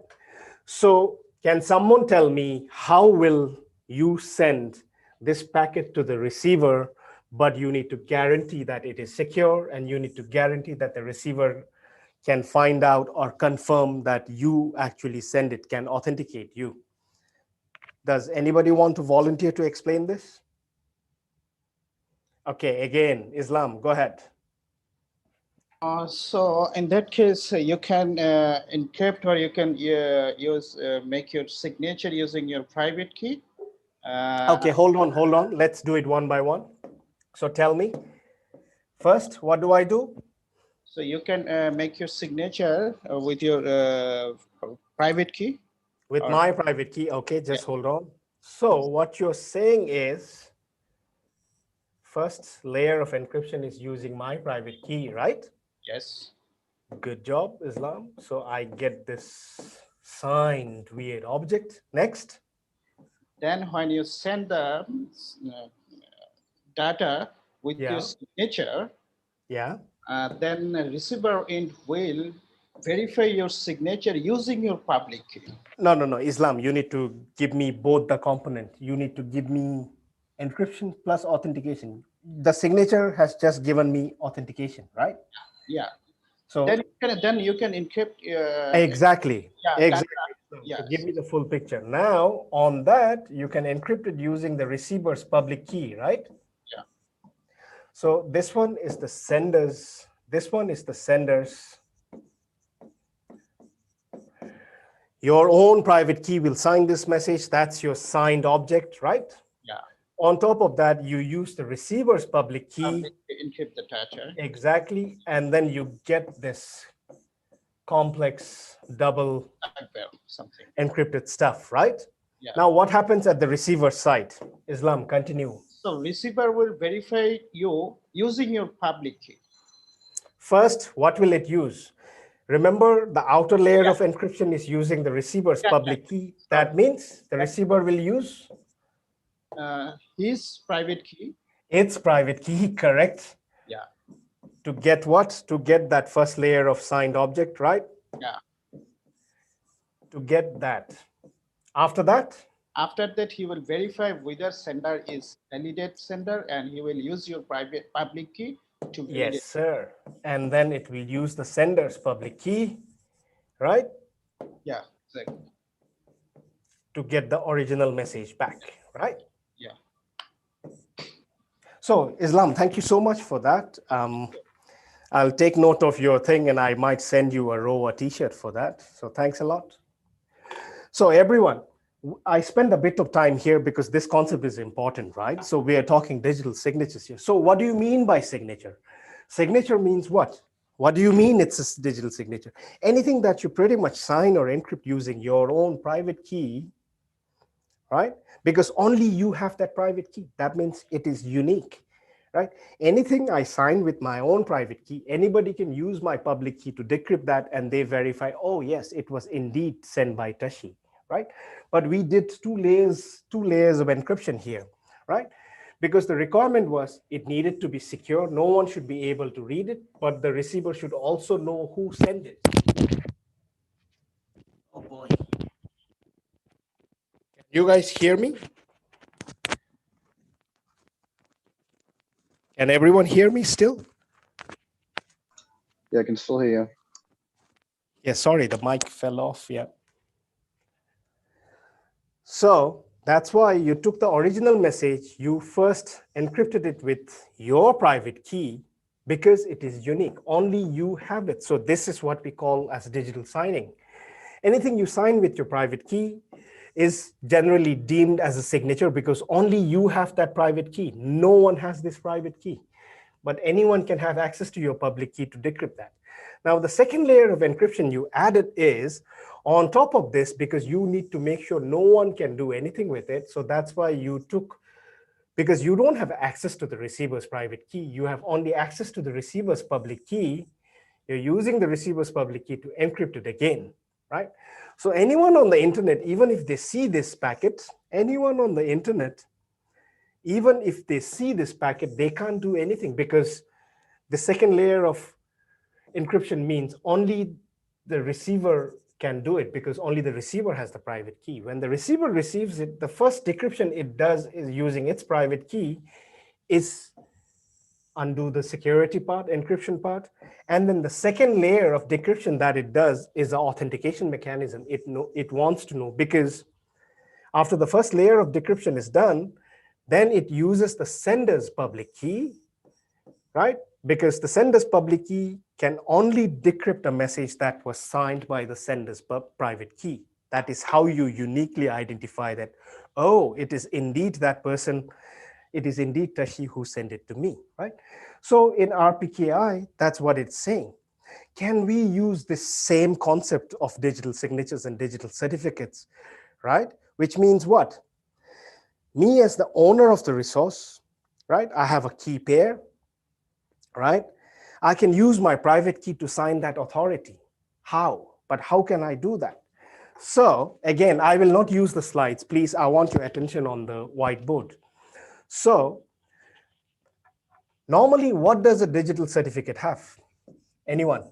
If you simplify a digital certificate in your normal PKI, your TLS or SSL example, your SSL or TLS PKI, what do you have in a digital certificate?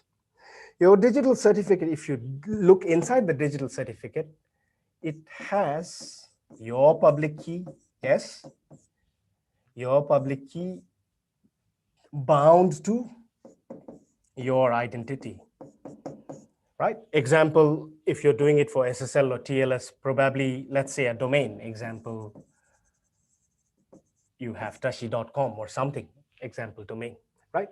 Generally, if you look at digital certificates that are used in typical PKI frameworks, you will see this kind of a binding where your public key is bound to a unique ID, right?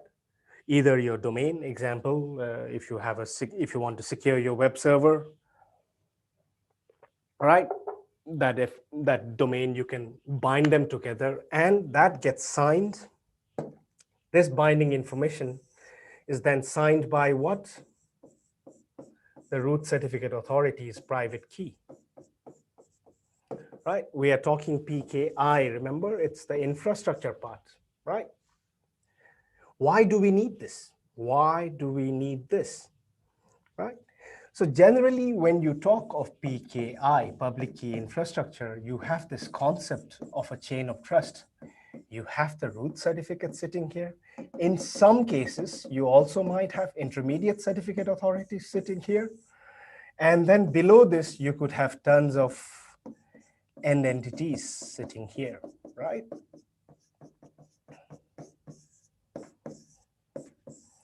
And the way it works is the end entity's public key plus whatever information it wants to bind gets signed by, in this example, your intermediate certificate's private key, right? Gets signed by that, and that signed object is what we call a digital certificate. Similarly, the public key of your intermediate certificate plus an identity gets signed by the private key of the root, right? So this is what we mean by this chain of trust, all right? This is what we mean by this chain of trust. You can verify it up the chain of trust. Example, let's say this end entity certificate is what? Google.com, right? And when I'm going to Google's website, I see Google.com. Google.com's web server will give me a digital certificate. What does that certificate have? That certificate has its public key plus its domain, Google.com, example, Google.com. And this was signed by what? This was signed by either the root or either the intermediate certificate authority. Not every framework would have an intermediate certificate authority, but there are intermediate certificate authorities also. And in some cases, you might have end entity certificates that are directly signed by the root certificate, right? So with that logic, when Google's web server gives me a digital certificate, if I look inside it, it has this public key bound to example ID called google.com, and this was signed by the root's private key, right? So when I receive this digital certificate, I see, oh, okay, Google, this is your public key, but how do I trust that this is indeed your public key? And then I see who signed this. It was signed by the root's private key. Let me go talk to the root. Right? You receive this from Google. You don't trust it fully. You go verify it up the chain of trust with the root. And the root says, yep, I signed that public key using my private key. And generally, if you look at your browsers and all, your browsers generally have trusted. CA's self-signed certificates already sitting in your browsers. That's how you verify things up the chain of trust, right? So borrowing this concept into our PKI numbers world, RPKI, right? We already discussed about PKI. Now let's discuss about the R part, right? Before I move to the R part, in your classic public key cryptography, public key infrastructure that you generally use for your TLS SSL, what are you trying to do? You are trying to authenticate. Remember that. Generally, your PKI is used to authenticate, where you're saying where your public key and your identity, a unique ID or a unique role, is verified, right? Whenever I receive a digital certificate, I'm trying to authenticate whether that particular identity or that particular role is genuine or not, right? But in RPKI, the PKI framework is used a bit differently. Instead of trying to authenticate we now try to verify authority. We now try to verify authority. So this is the big difference between your typical PKI and your RPKI. Typical PKIs, I try to authenticate whether that is truly who he or she is. But in RPKI, we try to verify whether he or she has the authority to do what they claim they can do, right? But how does this work? This works like this. Everybody knows the address delegation hierarchy, right? IANA generally delegates things to the RIRs, right? Who are your RIRs? Your APNIC, your AFRINIC, your RIPE, your ARIN, and your LACNIC, this, right? Your RIRs. Let's take APNIC as an example, right? So IANA delegates ASN's IPv4, IPv6 address space to the RIRs, regional internet registries, example APNIC. Under APNIC, there are also intermediate certificate authorities or national internet registries, or APNIC can delegate address directly to ISPs or end entities, all right? Now, with RPKI, what happens is every time APNIC delegates resources, ASN or V4 or V6 resources, every time APNIC delegates those resources with RPKI, APNIC binds this numbered resources to your public key, right? Bind this, and it is signed using APNIC's private key, right? So this binding of information of your numbered resources, ASN's V4, V6, and your public key. So your resource certificate has nothing but your public key and the binding between your resources signed by APNIC's root private key, right? And this whole thing is what we call a resource certificate. Does that make sense, everyone? Clear cut? So in RPKI, we now talk about, instead of digital certificates like you do it in your other frameworks, we talk resource certificate. And what does your resource certificate have? Your resource certificate has a binding between your public key and your resources. What are your resources? Could be your IPv4 addresses, could be your IPv6 addresses, could be your ASNs, right? This binding signed by the root's private key. And in this case, who is the root? Who is the root? In this case, it's APNIC example, right? Sometimes this root certificate authorities are also called your trust anchors, okay? So in RPKI, the first thing that happens is APNIC starts issuing this binding information called resource certificates. Your public key is bound to your resources. So what does that mean? The fact that your public key is now bound to your resources in a digitally signed certificate, resource certificate, which is signed by the root, right? Root like APNIC. That means now you are allowed to use your private key. You are allowed to use your private key to sign anything you want, right? Now, your public key binding is already signed by APNIC's root. That means now let me use my private key to sign anything I want. Example, maybe I can tell the world that, hey, I authorize AS1234 to announce my IPv4 prefix 202.144, example 128.0/19, right? I create this, I make this announcement. All right, this network is allowed to announce this prefix, and I will sign that with my private key. And that signed object is what we call, what do we call the signed object? The signed object is what we call a ROA, route origin authorization, or route origin authority. So remember, that's why I said that PKI in RPKI, it only verifies whether you have the authority to route that particular prefix or not, right? So that's how you basically create your ROAS, right?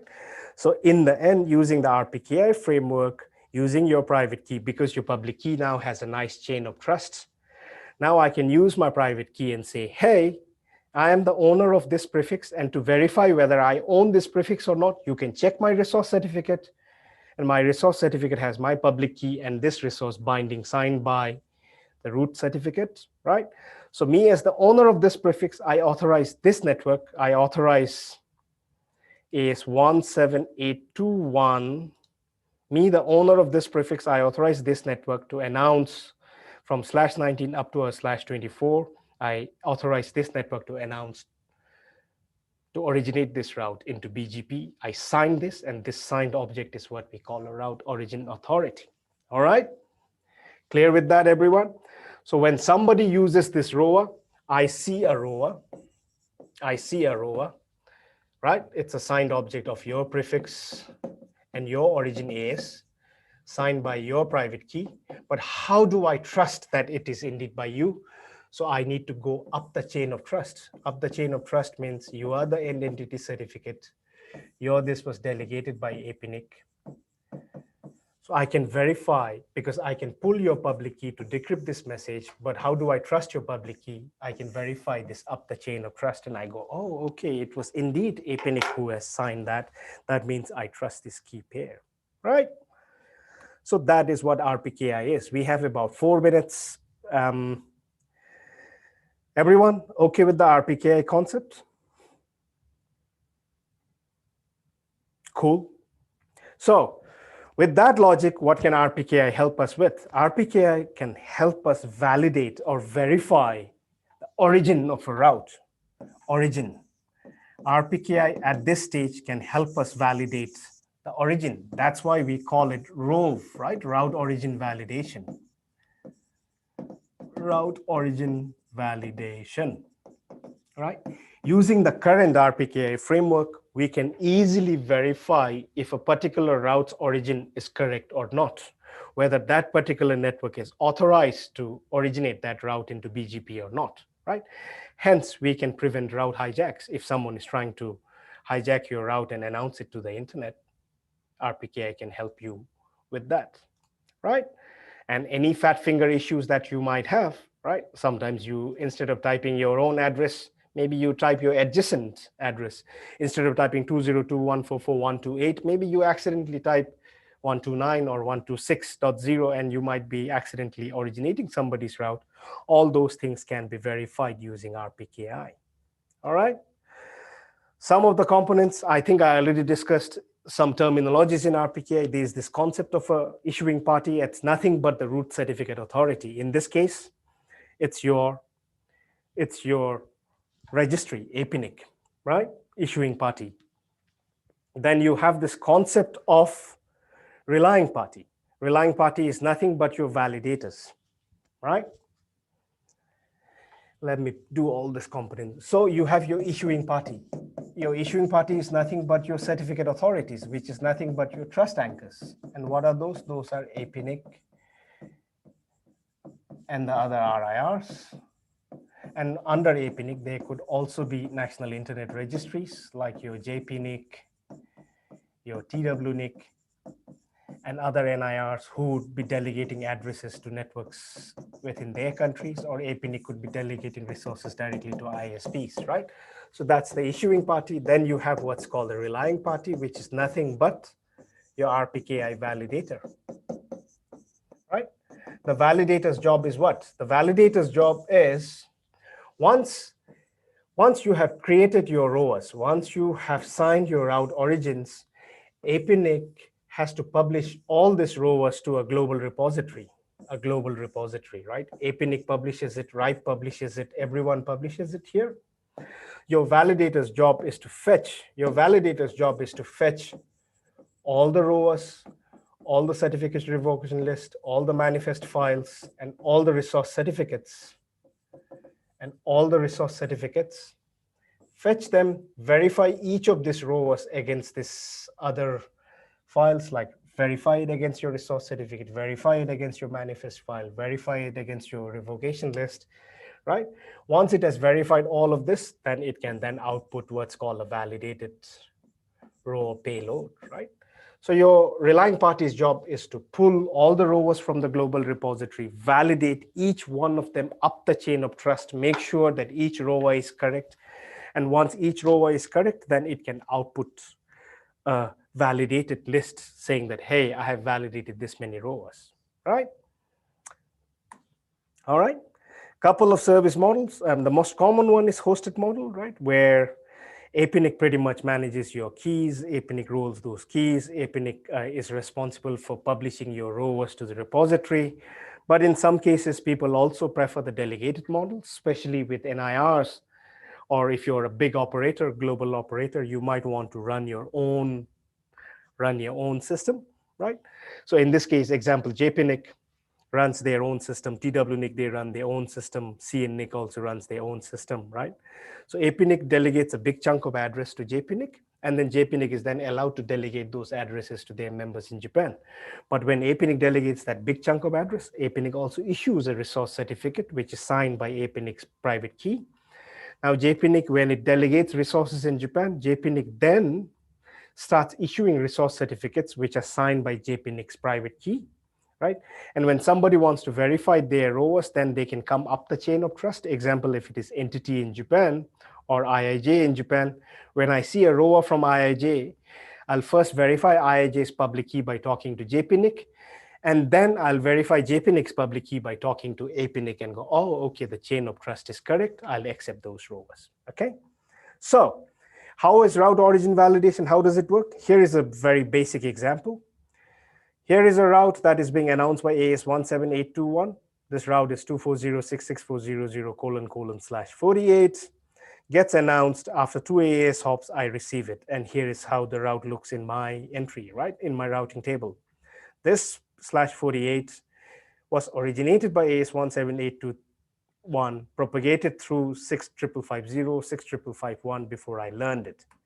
But if there is a naughty person somewhere, monkeys in the middle, what this guy is trying to do, he's originating the same prefix length, but by virtue of how far he is from me based on AS hop count, right? So he's originating this from AS6552, transits AS655553, and reaches me. Without RPKI, which one would be the best path? Anyone? Without RPKI, you can type your message. Without RPKI, which one is the best path? Yes, Islam? You can type your answer in the chat. The second one. The second one, right? Purely because it looks a bit shorter in terms of AS hop, right? So you're correct. The hijacked path would look the better path. But throw in the RPKI framework here. Remember, when you create your ROAs in your trusted registry, their job is to, all these ROAs get published to a global repository. You deploy a RPKI validator. The validator pulls all this ROAs from the global repository, also pulls other files, your certificates, your CRLs, your manifest files, validates. It then checks every ROA, validates them up the chain of trust. Once it is validated, it maintains a cache. And if you have configured your router with a RTR session, a RPKI to ROA, the RPKI to router session, RTR session. So remember one thing, cryptography stops here. Everyone, please take note of this, okay? Your validator is the one that does all the hard work, cryptography work, right? Crypto means what? Very CPU intensive, right? It fetches all the ROAs, validate each of the ROAs up the chain of trust. Once it has finished validating, it then gives a copy of that validated ROA payload to your router. Crypto stripped, crypto removed version, no cryptography on the router, right? So in this case, let's say your router has got a ROA list. And within that ROA list, you see a ROA which says the prefix is 240.66400/32 up to a max length of /48. And the nominated origin AS is 17821. So once you enable RPKI on your eBGP speaking router, could be your border routers, peering routers, transit routers, whatever you call it. Whenever you receive a BGP update, example, when you receive a BGP update from AS65551, you will say, hey, hold on, let me first check. Since it was originated by AS17821, the origin AS looks nice. The prefix matches 240.66400. The prefix length is /48, but the ROA says anything is valid between /32 to /48. This looks valid. I'll mark it as valid. Now let me check the second announcement. The second announcement is originating from 65552, the prefix and the prefix length. So I first check the prefix. Prefix looks good. Prefix length looks good. But hey, the origin AS, the ROA says it's supposed to be AS17821, but the BGP update that I received shows that this route was originated by AS65552. The origin AS don't match, so it is invalid, right? So that's how you can validate the origin. All right, cool, everyone. So you have three states. Valid means what? The prefix matches, the prefix length matches, and the origin AS matches, right? What you receive in BGP update and what you see in the ROA. What is invalid? The prefix matches, but your origin AS may not match. It is invalid. Well, your prefix could match, your origin AS could match, but if the prefix length does not match, then maybe someone is trying to do a more specific hijack. Maybe you have created a ROA for /19, but somebody is trying to hijack your /20. Those will be seen as invalids because of that prefix length. There is also a third state called not found or unknown, right? What does that mean? When somebody sends me a BGP update, what if the route was 2001 DB8::/32, and let's say there is no ROA for that particular route. When I receive that BGP update and I look up my ROA cache, I don't have a ROA cache to compare that against. The received BGP update, I can't compare it against any ROAs because I don't see a ROA in my cache. So that's when I say I don't know, or not found, or unknown, right? And currently, about 70% to 80% of the internet is actually unknown because people are too lazy to create their ROAs, all right? So before we go on a break, here is a quick test. Please look at this ROA. ROA is origin AS 65420, prefix is /16 to /18 max length. And let's now compare, look at your BGP updates. You're receiving a BGP update. The first BGP update is this. ASN 65420, prefix is 10.0.0./16. Is it valid, invalid, or not found? Yes, Lemon? Yes, Lemon? Valid. Did you say valid? Yes, yep. It's valid. Why is it valid? Because the prefix length is 16 to 18 max.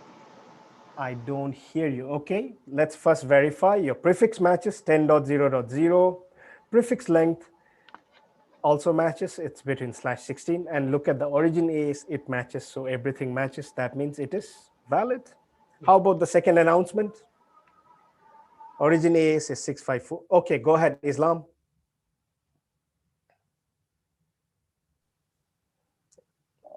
This is also valid. Tell me why it is valid. The prefix, does it match?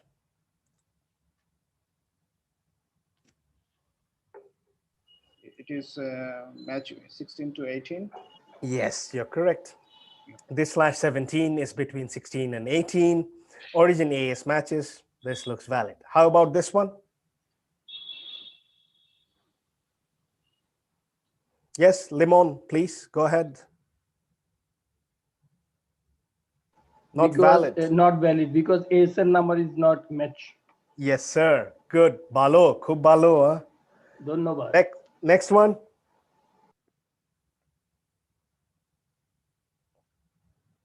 Asheke, that's correct. Yes, Islam.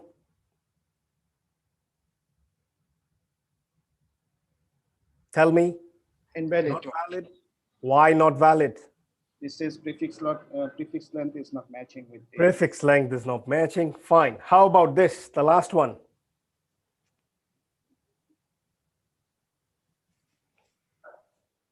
Yes, yes, please. Turn on your mic and speak. both prefix length and the S ASN number not match. Okay, ASN number not match, prefix not match. Good. Yes. So you're saying it's invalid. Okay, Bilal Hussain. Who gave that answer? Not valid, Yes. not valid. Bilal Hussain. What was that? First two is valid and last three not valid. Okay. Okay. How about this? Not found. So why not found? Can someone announce? Someone give me a reason why it will be not found? Yes, Islam. Yeah. It's showing ASN and prefix both are not matching. That's why getting the not found. No, I think Ashik Ahmad Khair, I think you have it correct. Please look at the chat message. Ashik is say ROA is not in the list. Correct. I'm receiving this BGP update on my router, right? It shows the prefix is 10.0.0/8. The origin AS is this, but when I look up the ROA list, I don't find a ROA for this particular prefix. So how can I compare that against, right? Exactly. That means I can't say whether it's valid. I can't say whether it's invalid because for this specific prefix, I don't see a ROA. Remember, I just gave you this one single ROA at the moment, right? So anything outside of this prefix, currently I'm using 10.0.0. What if I use 172.0.0.0? It'll also be not found because the only ROA I have is this. So any announcement outside of this prefix range, I wouldn't really know whether it's valid, invalid, or not, right? Whether it's valid or invalid. That's why you say not found, because I don't have a ROA in the cache to compare against. And this is why the internet currently has 80% of the routes that we see in the routing table. What is the current V4 routing table? 850,000 routes. 80% of those are all not found. People have not created ROAs for their routes. Yesterday, Awalbai was giving a talk at the bdNOG conference about how much he's struggling to convince people in Bangladesh to create their ROAs. Please, please create your ROAs, right? What do we mean by create your ROA? Please sign your origin authority. You as the owner of that prefix, you are digitally saying, hey world, hello world, I am the owner of this prefix and I authorize only this network or these two networks to originate my routes on the internet. But please remember, one thing I forgot to tell you about ROA is if you look at the whiteboard, you can actually create multiple ROAs for the same prefix, okay? 128.0/19 example. I can create 2 ROAs or 3 ROAs if I want. Maybe for the first one, my origin AS, I'll give it to AS17660. Second one, maybe I'll give it to AS18024, right? I can create 1 ROA here, and I can create a second ROA here, ROA 2, right? So the same prefix can have multiple ROAs, because what if I'm a stub network and I have 2 upstreams and I want them to originate my route out to the internet? You can create multiple ROAs for the same prefix. What if I have an access AS? If I have 1 single transit AS, I have hundreds of access ASNs. Maybe my aggregate comes out of my transit AS. Maybe my more specifics comes out of my access AS. So I can create. So please do not think that one prefix can only have 1 ROA. One prefix can have multiple ROAs. All right. All right. So with that, I think we are running quite, but it's okay. I think after coming back, I will not spend much time on the thing. We will directly start working on the labs. Okay.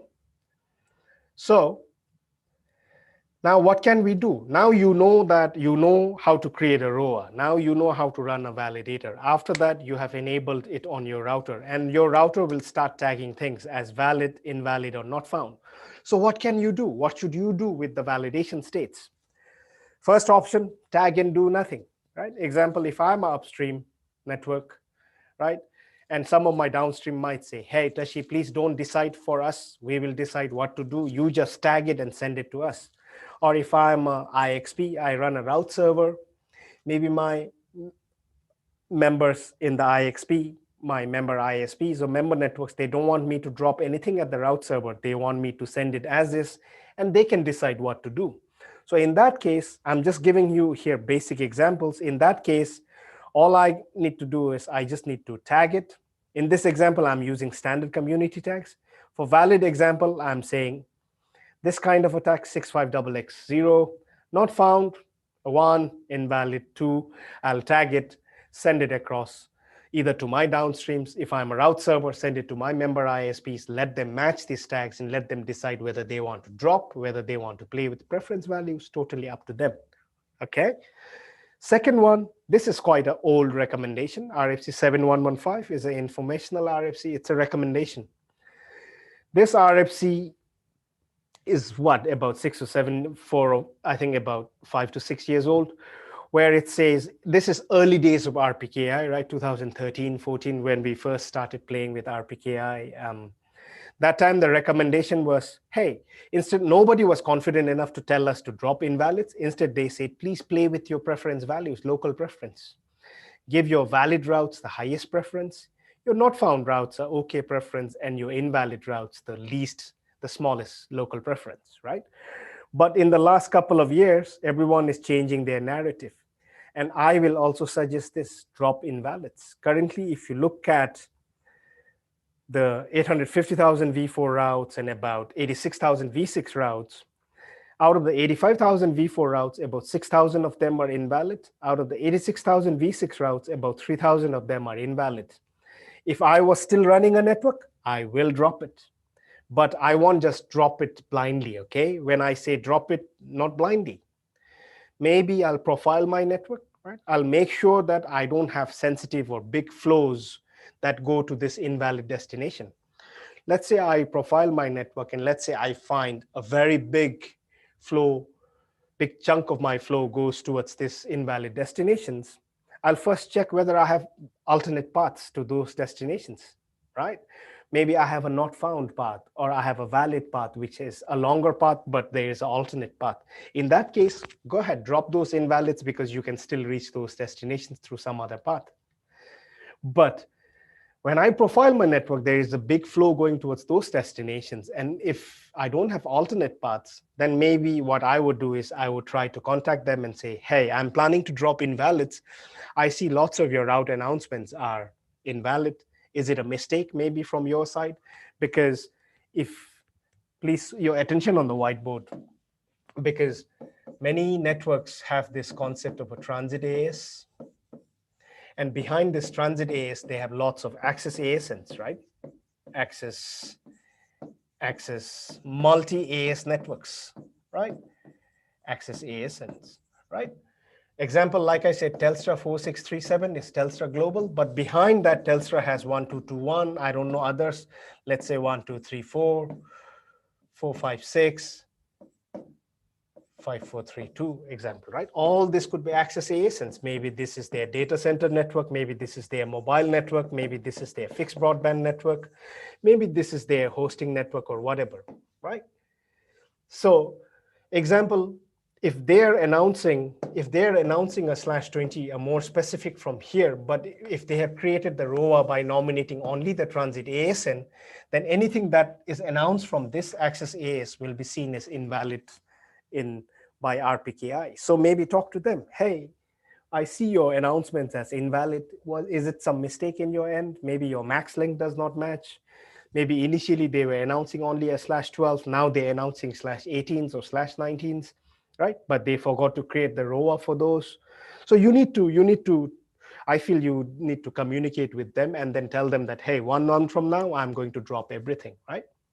So yes, I am also of the view that we should now start dropping invalids, right? If not, why do RPKI then if we are still not going to drop invalids, right? We need to try and punish those invalids, but don't just blindly do it, right? Profile your network, make sure that you understand how much of your traffic actually goes to those invalid destinations. All right. I will not cover BGP-SEC and others, okay? Let's take a break here. Let's come back at 4 p.m. Let's take a 10 minutes break.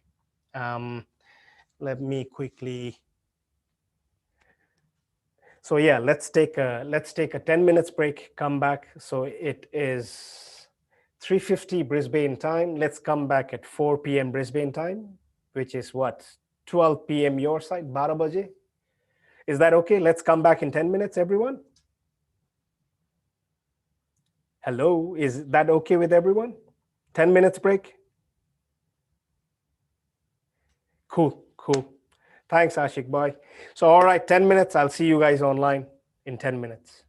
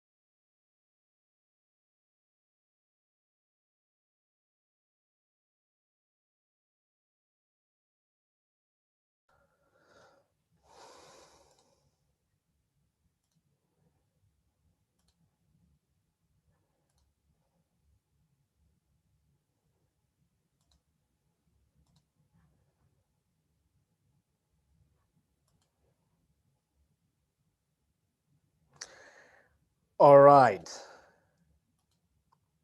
Hi, everyone. Welcome back. Can everyone hear me, please? Yes, no? Okay.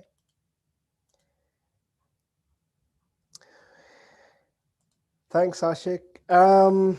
Okay, thank you so much. So because of time limitation, normally I run this content over a full day. Because we have only a half day, I think please take the slides, use it for yourself to brush up, read through it, okay? But let's now directly jump to the deployment part, okay? Before I jump to the deployment part, by looking at the Google document here, I see only 8 people. Arif, only this many people are going to do the labs. How about the rest of you? I have 52 people, but only 8 people confirmed for labs. Please tell me how many people will do the labs, yes or no. Abdullah Al-Mamoom, will you do the labs or not?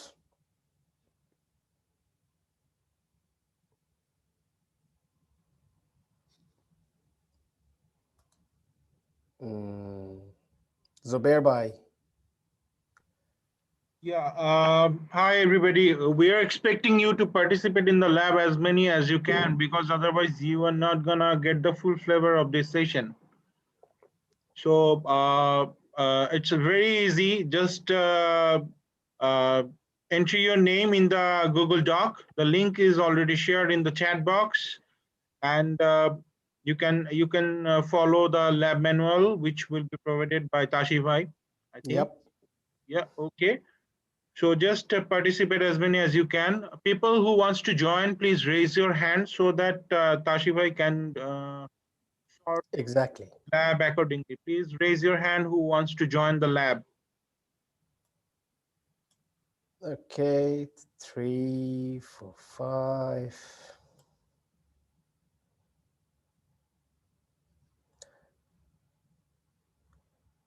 Okay, so how many do we have? 1, 2, 3, 4, 5, 6, 7. So we have 7 people who wants to do the lab. Rest of you, you don't want to do the lab.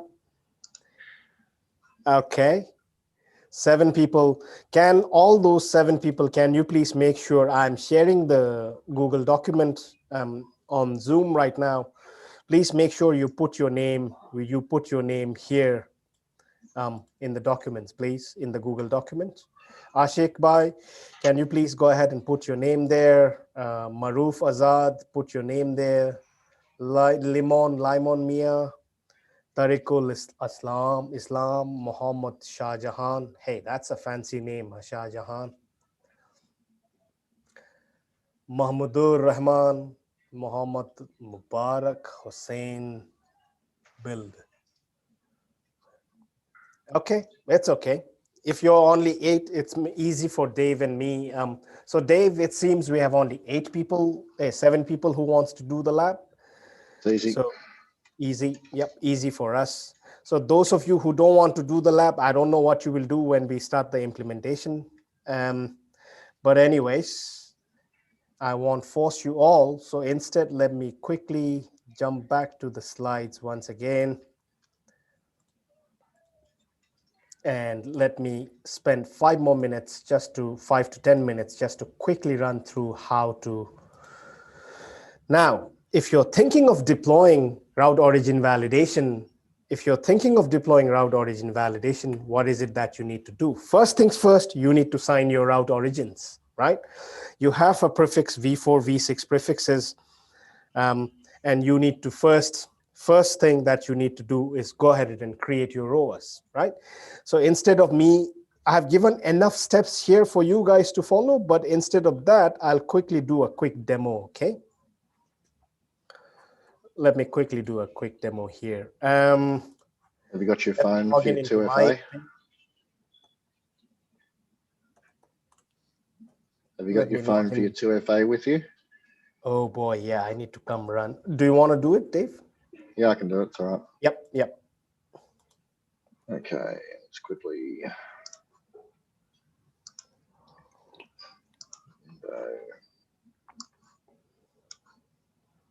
Share my screen.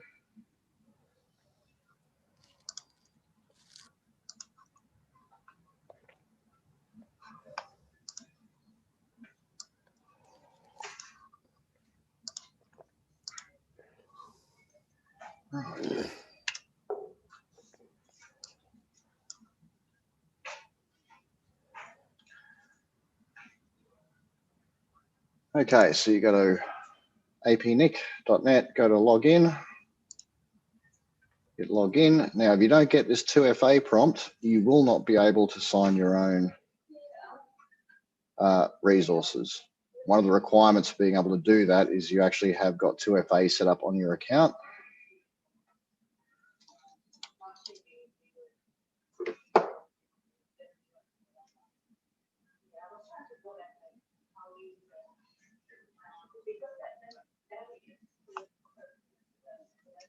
There we go.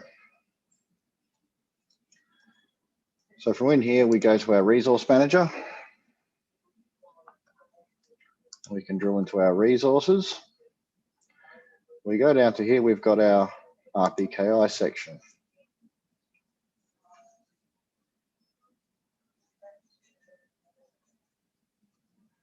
So you can see here, we've already signed some of our resources. So let's go over to our routes page where we actually maintain this. And I'll pick on one of the ones that we're actually using on our lab, and I'll go to this one down here. So what you're looking for to see if you've actually signed is this rower status green tick.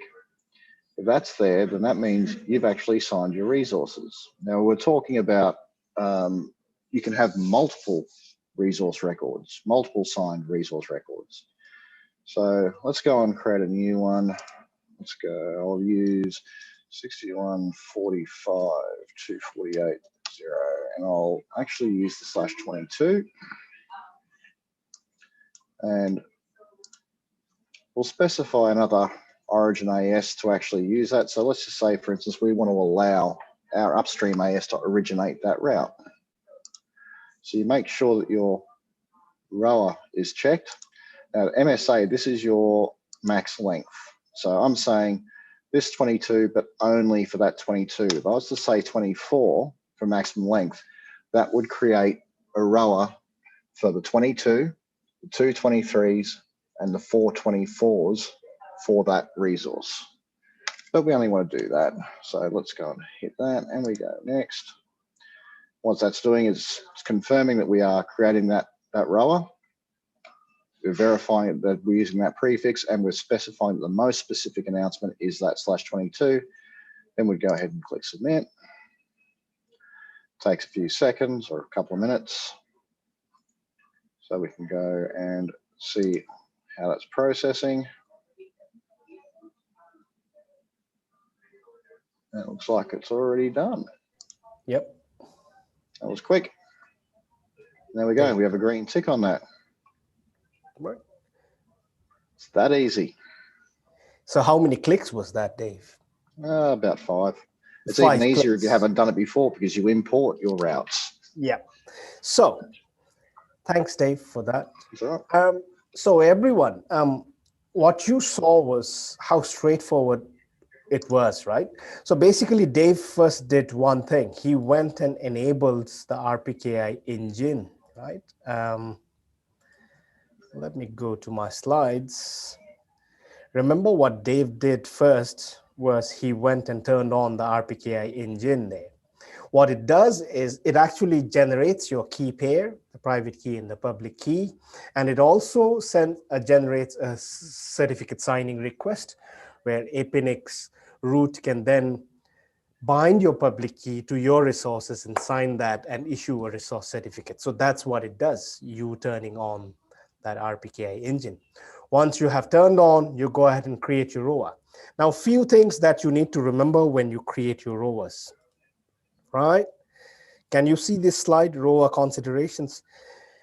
Please make sure that you create rowers only for routes that you actually announce in BGP, meaning your rowers should mirror what you actually announce in BGP. Because remember, people, when I validate a route at my end, I validate based on what I receive in my inbound announcements. Whatever BGP updates I receive and whatever prefixes are covered in that update, that is what I validate, right? So if you go to my APNIC portal, APNIC also has this option relying on RIS toolset, Apinix route management system will also prompt you and say, hey, do you want to import this route from BGP when you log in into my Apinix? Please do that. That means what Apinix route management system is telling you is, we see these things in BGP that you are announcing, but it is not managed in your portal. Do you want to import them? So please import your BGP. Please select yes and import routes that is seen in BGP to your My Apinix portal. Once you import those routes, then please create ROAs for those. Okay, don't just blindly create, don't be lazy, right? Don't misuse the max length attribute. Sometimes people go, okay, I have a v6/32. Let me go the lazy way /32 max length 48, create a ROA. But maybe you are not using the full address space. Maybe you're only announcing a couple of /36s out of that 32, right? But you're not using the rest. But that means if you create the ROA for the whole /48, that means if someone is smart enough to spoof your origin AS, those hijacked routes may be seen as valid, because let's say you have a /19, right? Similar to what Dave did, maybe if you're lazy, you could have selected /24. Dave went /22 to /22. Maybe if you're lazy, you could do /22 max length 24, but you're using, let's say, only the first two /24s. Maybe you're not using the second two /24s. But if somebody can spoof your origin AS, and if they announce those two more specific /24, anyone who is doing route origin validation, they will see it as valid because the prefix matches, prefix length matches, and the origin AS matches. So they'll say, oh, it's good, right? So please be careful. And here is one thing that I wanted to let you all know. We started tracking, because we are doing a lot of RPKI work, but we are also, instead of seeing more and more ROAs, what we are seeing is, as we encourage more and more people to create ROAs, yes, we are seeing an increase in ROAs, but we are also seeing increase in lots of invalids, right? First invalid is invalids because of max length, right? First invalid that we see is invalid due to max length. Last year, we tried to minimize this, and then we had the apricot in Melbourne, right? Because of which we managed to, in February, so we did the deployathon, we managed to reduce it. Again, we're seeing an increase lately, right? Please be careful. Maybe when you first created your ROA, you created it only for your aggregates, maybe /18, /19. If it's IPv6, maybe you only created it for your /32. But maybe later you're announcing /36s or /40s or /48s in BGP, but you forget to create ROAs for them. So most of the invalids we see are actually because of max length, okay? So please be careful. Make sure your ROAs mirror your BGP announcement. The second invalids we see weirdly is invalids because of origin AS, right? Again, since last year, that deployathon in Apricot in Melbourne, we managed to reduce it. Again, lately, we are seeing an increase since mid of this year. Here again, this is probably because of that explanation that I gave earlier, where you have multiple ASNs in your network, but you have one transit AS, you have lots of access AS. Your ROA is created only for transit AS, but you're originating the routes from your access ASNs, and all those are seen as invalids because of origin AS.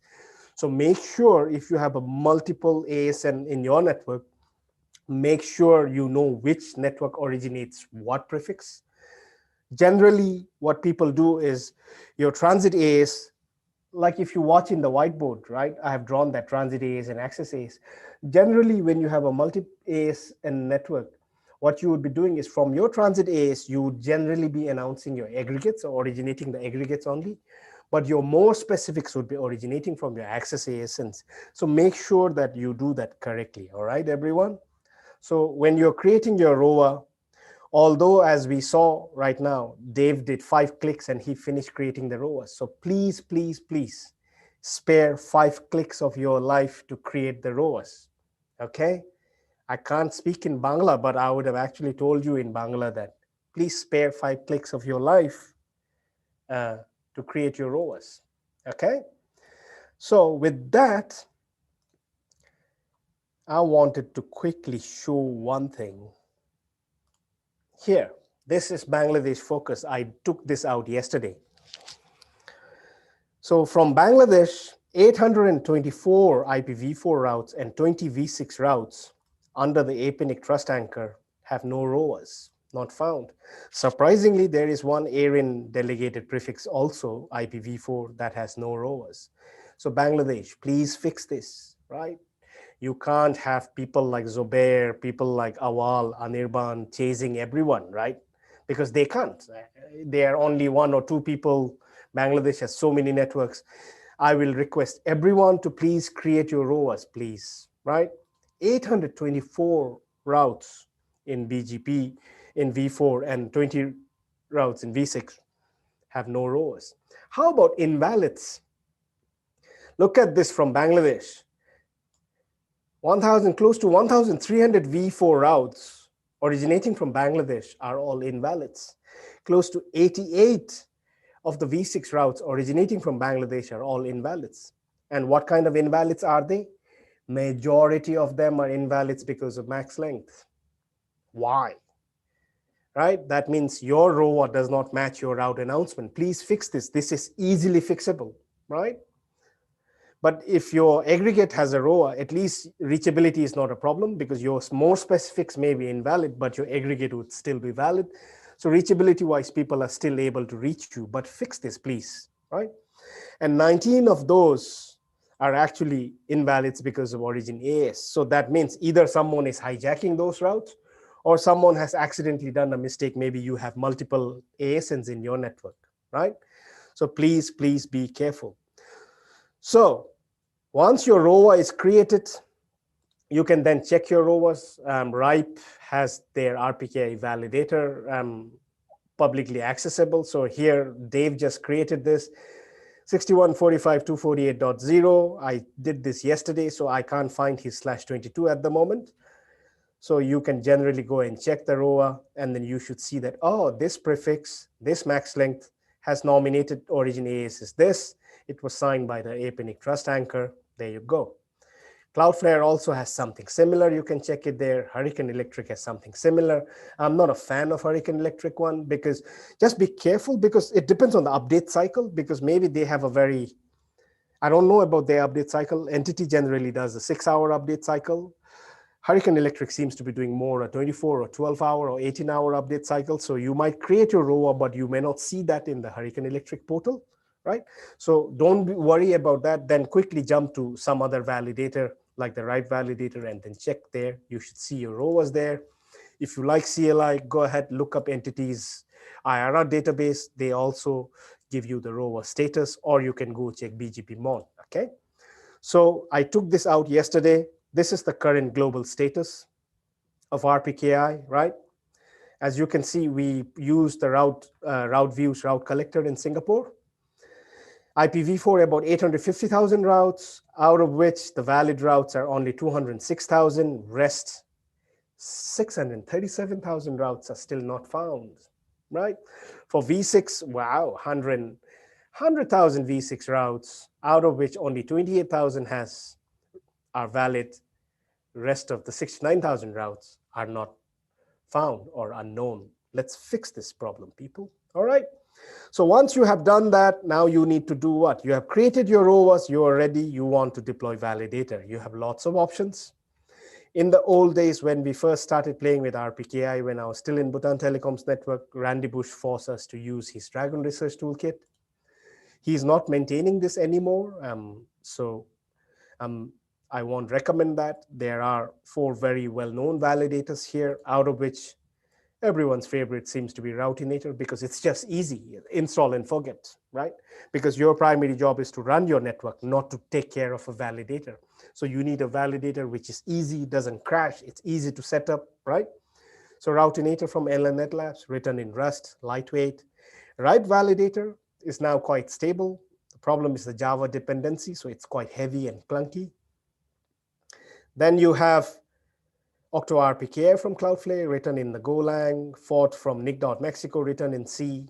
All good, all your choices, all right? When you do your validator, the main thing that you need to consider is the RTR session between your router and the validator. That is the most insecure part in this whole framework. If you're running the validator within your own network, you don't have to worry much. You can rely on plain text TCP, not a problem. But if you are very paranoid, at least use a SSH transport for this RTR session, okay? That's it, right? So we don't have much time. So with that, let us go back to the wiki page, everyone. So here we are. How many people do we have? Everyone is on jump host 3, which is good. Arif, Rahman, Lyman, Anuj, Hassan, Ahmad. Good. We have more people now. So first, so we will do the labs. Everyone, please, on the wiki page, here is the lab. Remember, I told you we have given you all the 4 validators, but today we will do only Routinator. Okay? So here is the lab guide for you all. Where is my Routinator? Ah, there it is.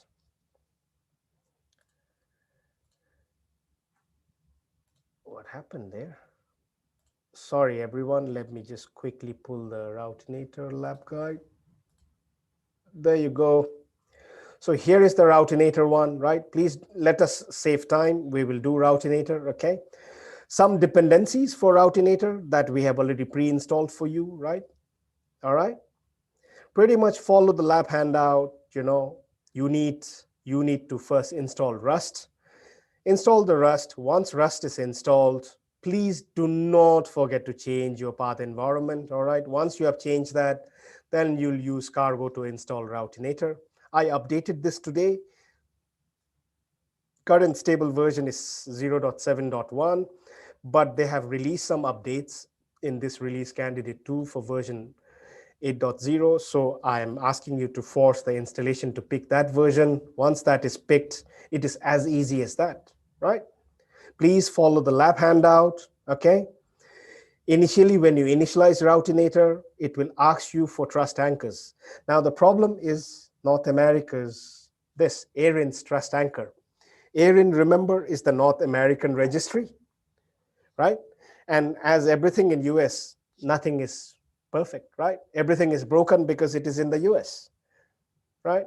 So what ARIN requires you to do is, ARIN first requires you to sign what's called a relying party agreement, a RPA, where they are saying, use our trust anchor, but if something goes wrong, we are not responsible, right? That is what ARIN is trying to say. Remember, please look at the whiteboard. Remember what I said when we started discussing about RPKI, that your trust anchors or your root CAs, according to the numbers hierarchy, there are 5 trust anchors globally, right? The 5 RIRs are your 5 trust anchors. You have your APNIC, you have your AFRINIC, you have your ARIN in North America, you have your LACNIC. In South America, you have your RIPE, in Middle East and Europe. So it is this ARIN one, North American one, where they are saying, hey, use this, but we guarantee nothing. So that's the only thing you need to accept, and then it'll automatically pull all the trust anchors. And then I'm also asking you to look at the default Routinator configurations, and I've also given you some explanation of what these options or flags mean. If you want details, please go to the manual page, okay? The manual page should directly take you to the Routinator's, Routinator's man page, okay? Once that is done, all you need to do is, let's do a sample run. What you're saying is, Routinator, please give me the validated row or payload in verbose mode, and I want you to write this to a file, routinator.csv file, and then after that, you can see that it will generate a crypto stripped version, okay? Please remember what I said. Your VRP is what? It is the validated ROA payload. What does that mean? Please look at the whiteboard. What does that mean? That means this is your RPKI validator. This is your RPKI validator, right? Its job is to pull the ROAs from this global repository, wherever it gets published, all right? All these 5 RIRs, they publish ROAs into a global repository. Now your validator will pull all the ROAs from the global repository, okay? Global RPKI repository. Once it pulls all these ROAs, then it needs to validate. It needs to verify each ROA, each of those rows. Okay, it needs to verify that it's correct. Go up the chain of trust, go up the chain of trust, go up the chain of trust, go up the chain of trust, verify, and then it'll give you an output called the validated row payload. Validated row payload. All the crypto work is finished by the time it gives you this output. Okay, and it is this validated row payload that you will then feed your routers. Does that make sense, everyone? All right, so with that, can I request, so with that, let us quickly jump here. Where is your wiki page? Here is your Google document. How do you access your labs now? Let us discuss this, okay? Now, every one of you will be on Jump Host 3, okay? You are here on the internet, BD folks, right? Come over the internet. You will come directly connect to a Jump Host.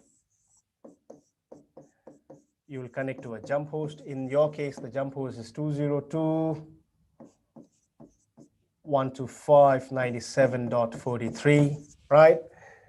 Please SSH to your Jump Host. What is the username and password? Username is apnic, password is training. All right. Once you come to the Jump Host, now from the Jump, hey, why doesn't this rub this off? Once you now come to the Jump Host, from the Jump Host, now you can SSH to your containers, okay? We have spun up multiple containers. As you can see, Dave has already shared that in the Google document. Your container IPs are 192.168.30.x, x being your IP address, okay? Wherever you have put your name, please don't try to SSH X. You can't SSH X, right? What is the username and password for you to SSH from Jump Host to the containers? Again, apnic training, same. apnic training. All right. So everyone, can I please request everyone to please SSH to the Jump Host and let me know whether you can access it or not. First, let's do that. Jump Host. Can I request Arif, are you on the Jump Host? If you can select yes. Okay, thank you. Arif is okay. Mahmoud Rahman, are you on the Jump Host? I can't see. Okay, Rahman, thank you. You're on the Jump Host. Thank you. How about Limon? Limon, are you on the Jump Host?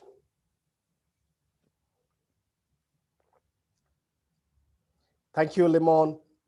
Tariq Kul Islam, are you on the Jump Host? Thank you. Mehdi Hassan, are you on the Jump Host?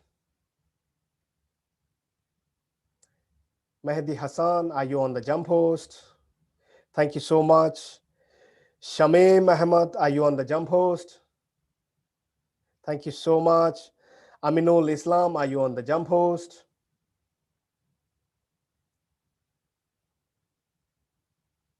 Thank you.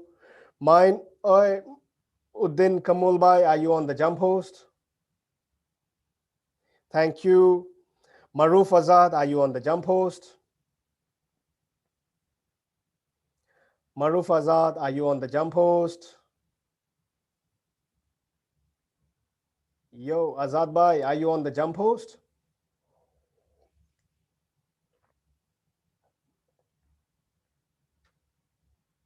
Lemon, you're not able to connect to the Jump Host?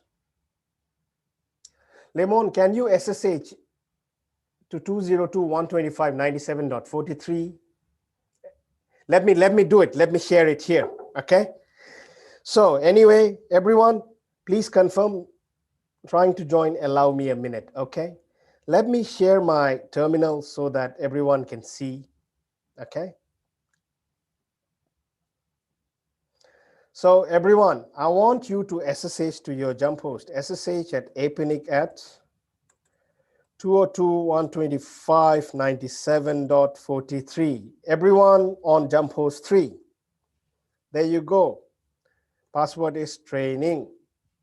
That is your jump host. I want everyone to at least reach the jump host. So can everyone confirm if you're on the jump host or not? I think the only people who have not confirmed are bin Shafiq, Ishraq bin Shafiq. Are you on the jump host? Okay, Ashik Bhai is on the jump host. Mohibul Hassan, are you on the jump host? Mohibul Hassan, are you on the jump host? Yes, thank you. Muhammad Shah Jahan, are you on the jump host?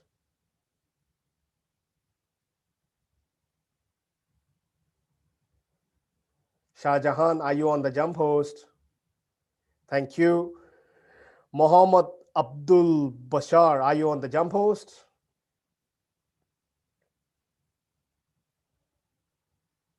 Come on, Bashar, we are waiting. Are you on the jump host? Yes or no? Thank you. Muhammad Rizul Islam, are you on the jump host?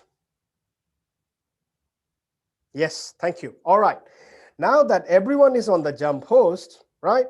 So now from the jump host, if I look at the Google document, hey, someone is asking for a Google document link. Just a sec. Here is your Google document link. Okay. So if I look at Google document link, Arif, who is Arif? So Arif, let me take your, so if I am on the jump host, now that I'm on the jump host, once you're on the jump host, please SSH using the same username and password to your own container, 168.30.arif-ur2. There you go, Arif. Now you're on the container. Here is where you set up your validator. Okay?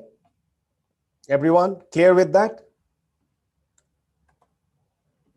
So we will give you, okay, we will give you 15 minutes to finish this lab, okay?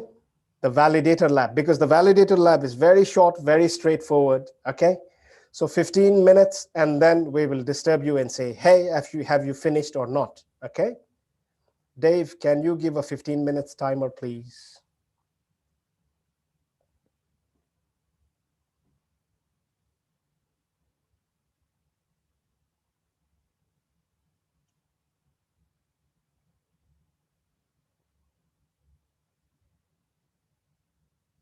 Shah Jahan, can you turn on your mic and let me know what is your problem?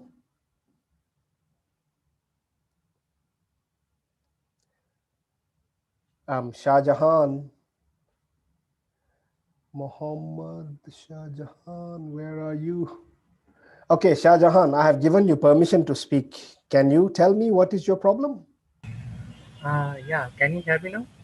Yes, yes, I can hear Yeah, you. yeah. You tell me that we need to configure the validator. So, Yeah. what is the step to configure the validator? What Like is the configure. step? Hey, you're not listening when I'm explaining, huh? Dave, can you show the wiki page, please? Or let me take control, Dave. So Shah Jahan, yep. Please look at what Dave is sharing there. He's trying to share, everything is on the wiki page. There you go. Dave is sharing that in the chat also. And if you go to the agenda, we want you to do the Routinator one, only Okay, the Routinator lab, okay? okay. I got it. And all the instructions are there. Yep. Thank you. We will see you all in 15 minutes. Now 13 minutes. The lab should not take you much. It is quick, and then we will do the router configuration, okay? Finish the validator, then we will do the router.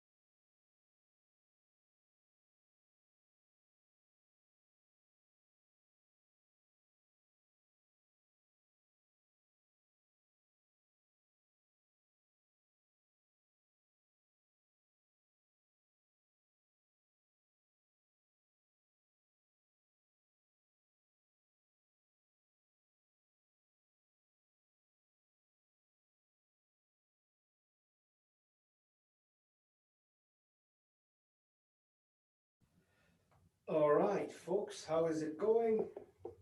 Routinator compiling taking much time. Yes, Mahmoudul Rahman, it's because so many of you are on the same server right now, so that's why, on a mini server that we have. But generally, in real world deployments, you would be installing it. You won't be installing 30, 40 of them on the same machine, so you'll be good. Okay. Oh, the sound is not clear. Just a sec. Is it clear now? Okay. Yeah. So like I was saying, don't worry too much about the compiling taking too much time. That's because every one of you are on the same machine at the moment, on the same jump host or the same server. That's why. Okay. So let me see, where is everyone at?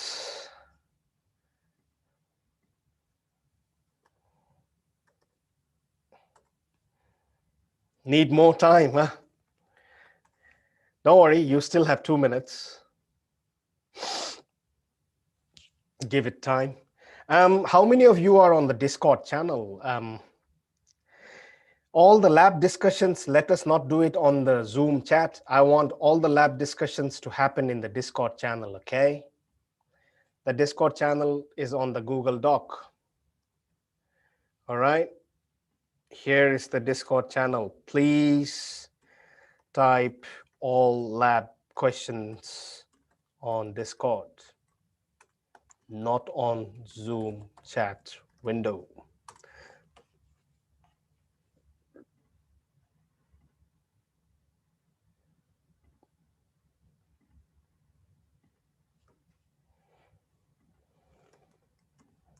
It's okay.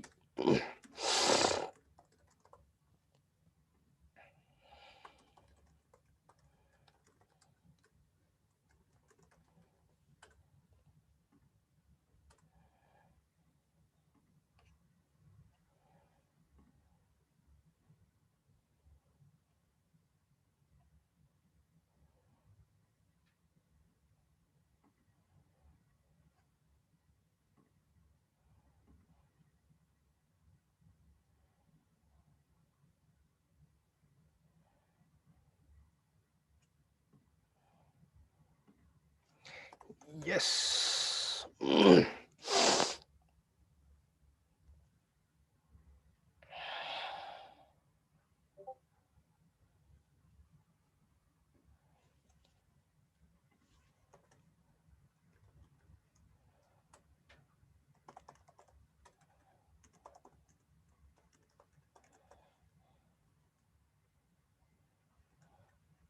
Cool.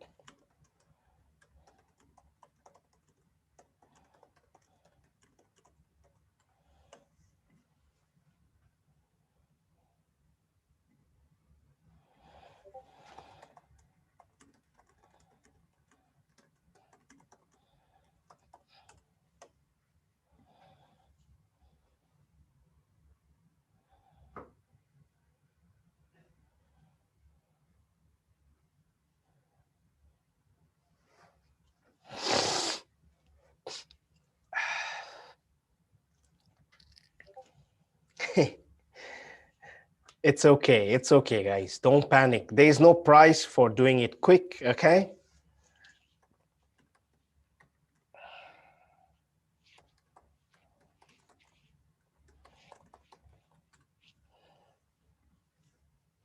Yep, there's no price. Like I was saying, there's no price for doing it quick, but there's price for doing it right. Okay?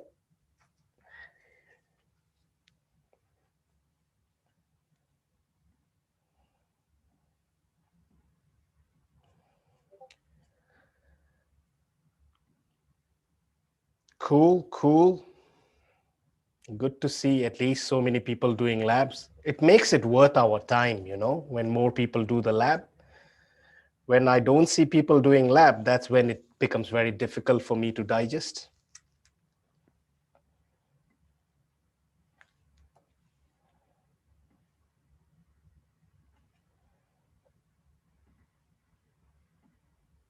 And let me change this color. Let me change this color.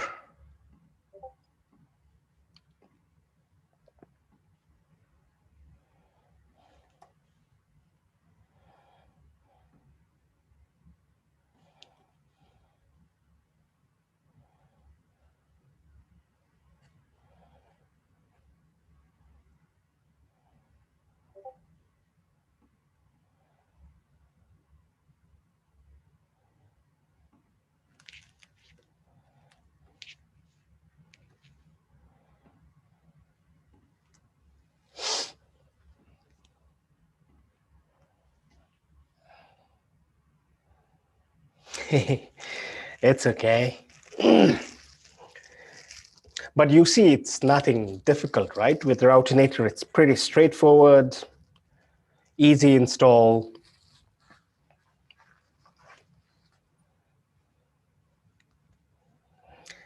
If you guys need more detailed session on RPKI, just let bdNOG folks know, and then we can talk to them and we can do a longer version down the line. May not be today, but you can talk to Zubair Bhai, and Zubair Bhai can send us those requests. And then Zubair Bhai is also a Apinix community trainer, so Zubair Bhai can run this workshop himself.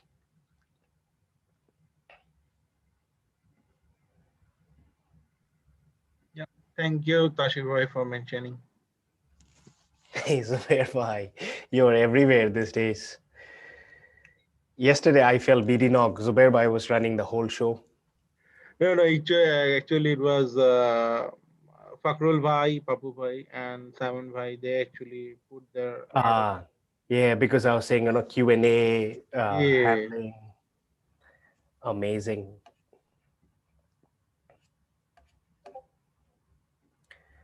Any questions? Any questions?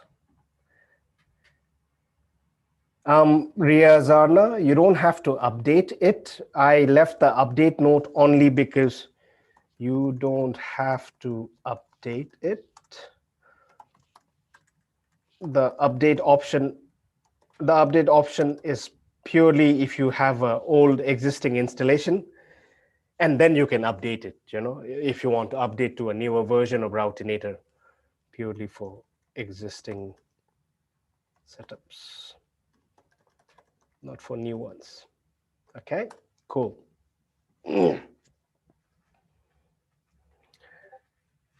All right. So, just for our own satisfaction, how many people have finished Routinator? Just raise your hand. Cool. Mohibul Hassan, you have finished. Did you look at the validated ROA payload, Hassan? Okay, let me jump into Hassan's. What is Hassan's IP address? 30.7. 30.7. So let me go into Hassan's. Let me go into SSH APNIC at 192.168, 30.7. Hassan, this is your validator, right? So Hassan, let's have a look. What do you have? Hey, Hassan, are you on jump host number 7? Jump host 3. Sorry, jump host 3, but host 30.7? Oh, Mohibul Hassan, 30.13, sorry.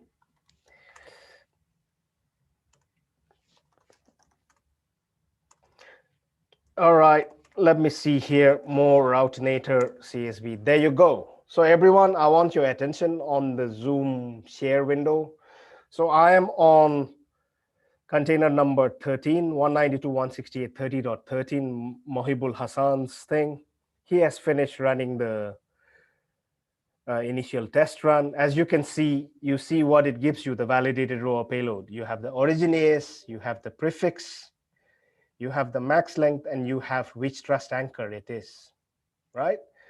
So you see what I was saying earlier, right? Your validator does all the hard work. It first pulls all the ROAs. After it has pulled all the ROAs, then it needs to verify each of these ROAs against the chain of trust, right? And once it has done that, then it will. So Zubair Bhai, can you give me one of your prefix or your AS number? Yeah, ASC is 10075. Oh.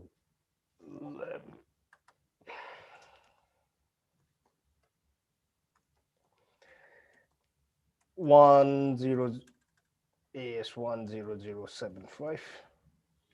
So there you go. So I'm looking at Zubair Bhai's AS, and I can see that Zubair Bhai's row was for V4 24 to 24, 24 to 24, 23, 24, and where is Zoberba is V6, 2403 CD40/32, max length /32. Everything is under the APNIC trust anchor. There you go, right? So that's how you do it. But please remember one thing, right? If you look at the default config files, what's important for you to know are the ones that I've explained there, right? You need to know what the refresh rate is. Refresh rate is how often with the validator talk to the repository. Retry rate is the validator telling your router, RTR client, how many times it should try to retry, right? You also have stale or strict.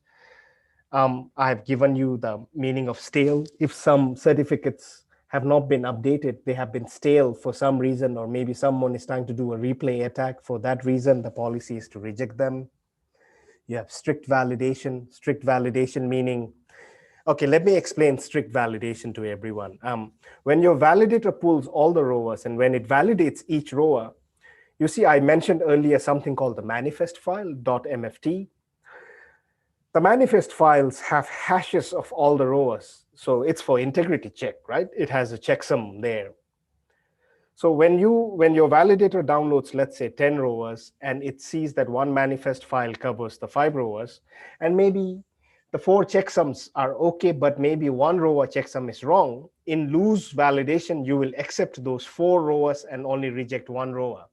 But in strict validation, if your manifest file covers 5 rowers, but even if one checksum does not pass, you will invalidate all the 5 rowers covered by that manifest file. So that is what you mean by this strict validation, okay? So pretty straightforward, right? If you look at your repository local, there you go, right? Under that, let me go to, so you see all the resource certificates that have been pulled.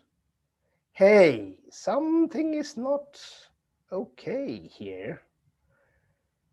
All right, if I look at RRDP,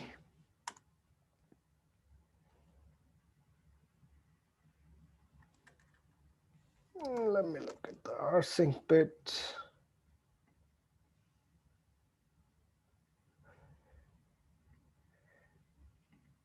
Cool.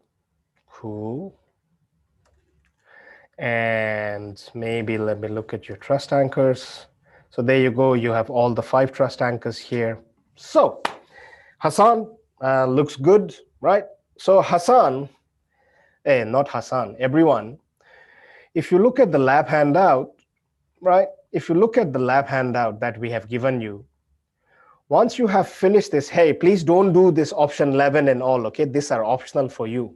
Once you have finished setting up the validator, now you need your validator to listen on for the RTR request from your routers, okay?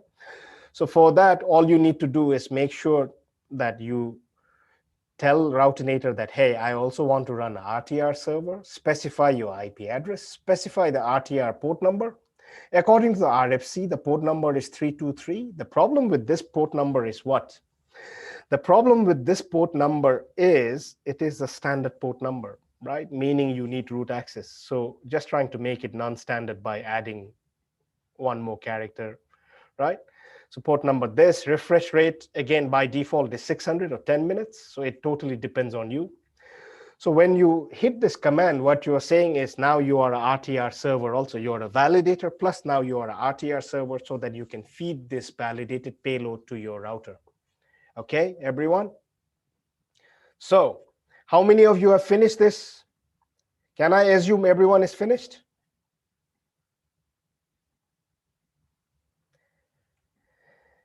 Can I assume everyone has finished this? I will assume, okay, that everyone is finished. Ashik Bhai, almost. 188 of 191, okay. So anyway, those of you who have not finished, please stop at step number 10, okay? I don't want you to do anything beyond that, okay? Please stop here.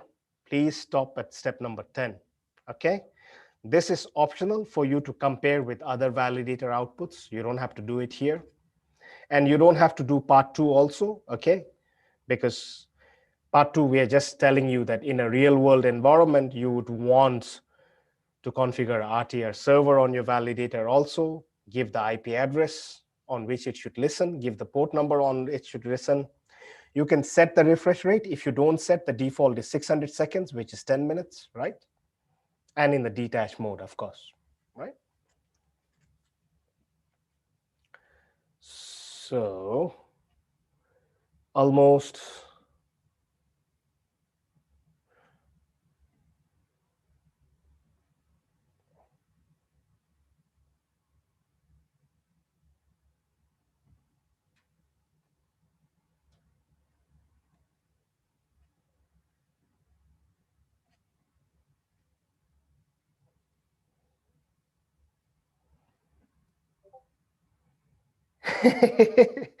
Dave.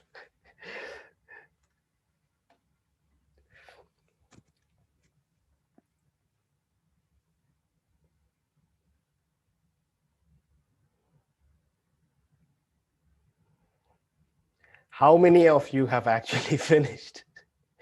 Lemon is still installing. Ashik Bhai, complete, almost complete. Anik is completed. Good. Who's done? So on the chat, Shamim done. Aminul Islam, not yet. Finished, but I did the part 2 also. It's okay, Shamim Ahmed, it's okay. You can do the part 2 also. Your server will now start listening to requests from your routers, BGP speaking, eBGP speaking routers, all right, to set up the RTR session. So it's okay, even if you have done it. We will anyway kill it, because for the router part, we will run the validator and you will just configure the router part, okay? So good job, everyone. Everyone has done it, pretty straightforward. The only problem was, since we have 13 or 14 of you on the same server, same NOC, so it took you a while when you were compiling it, not a problem. But in real life, Routinator is really quick if you're the only one. All right, everyone, good job. Let us now go to, everyone, I want you on the, now go to the wiki page, everyone. Now the next part of the lab, you have, first you have created ROA, right? Dave already showed you that demonstration of how to create a ROA. Second step, you have set up and configured your validator, finished, right? Next one, now let us configure our routers. So the router configuration is two-part. First, the router needs to talk to the validator, okay? Once it talks to the validator, then the router can then start validating every inbound BGP update it receives, okay? So let's go here.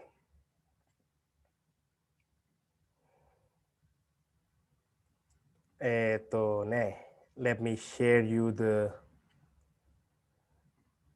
here is the router. So here is the second part of the lab. Now you will configure a router, okay? So because we wanted to give you a true taste, so we have a /21, 61.45.248.0. We have split that into 8/24. So we have created ROAs, okay? So if you look at this table, here are your public ASNs. Here are your public prefixes with corresponding ROAs, okay? So we have created ROA for this prefix, but the origin with the origin A is this. We have created ROA for 249 with origin A is 34, 250, origin A is 35, and so on, okay? So if you look at the topology now, everyone, please stop whatever you're doing with the validator. I want your attention here. So we have, because we have 8 public ASNs and 8 public v4 prefixes, we have 8 eBGP speaking routers, okay? Router 13 and 14, your eBGP pairs. Router 15 and 16, your eBGP pairs. Router 17, 18, your eBGP pairs. 19, 20, your eBGP pairs, okay? First things first, your routers will need to set up RTR session with the validator, okay? We will run the validator centrally, okay? Please make sure you configure the point-to-point IPs with your validator. Make sure you can reach the validator. Once that is done, then you need to configure eBGP session with your neighbor. Example, look at router 13 and 14.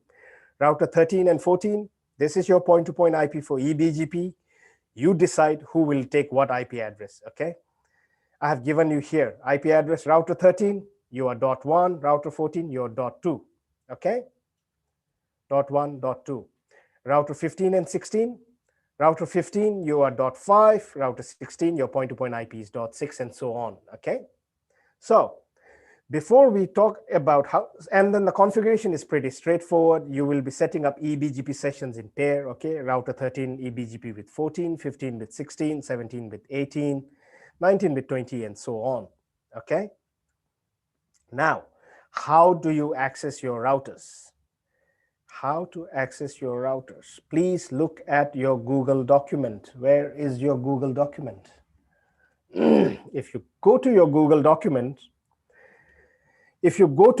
document, Dave has already assigned every one of you to 2 other jump hosts, okay? You need to please exit out of jump host 3 because we are running these topologies in separate NUCs.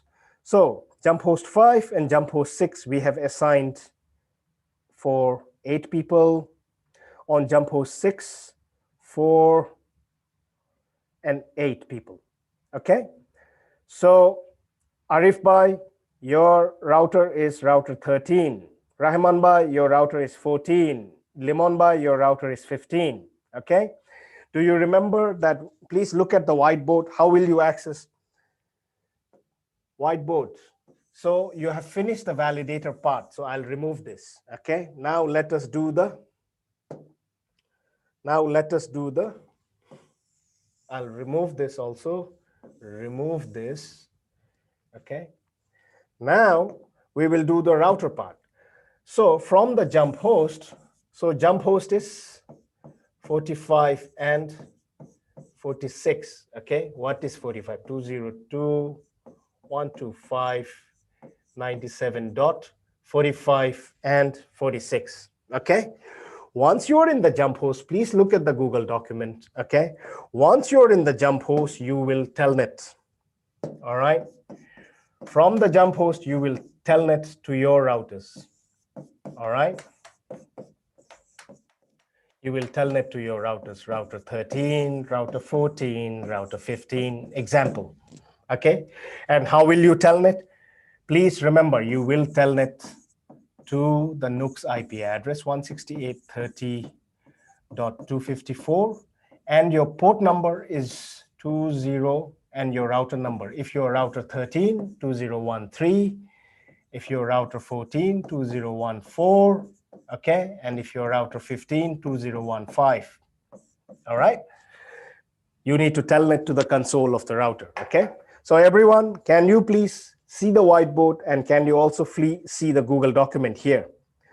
So forget this part, forget the jump host 3 part, okay? This is all finished, the validator part is all finished. Now please focus on this router config part. So on each jump host, we have assigned 8 people on each jump host, okay? Jump host 45, please first SSH to your jump host 202.120. Okay, let me show this. Everyone, I want your attention onto the terminal. Okay, let me get out of here. Ashik Bhai, which jump host are you on?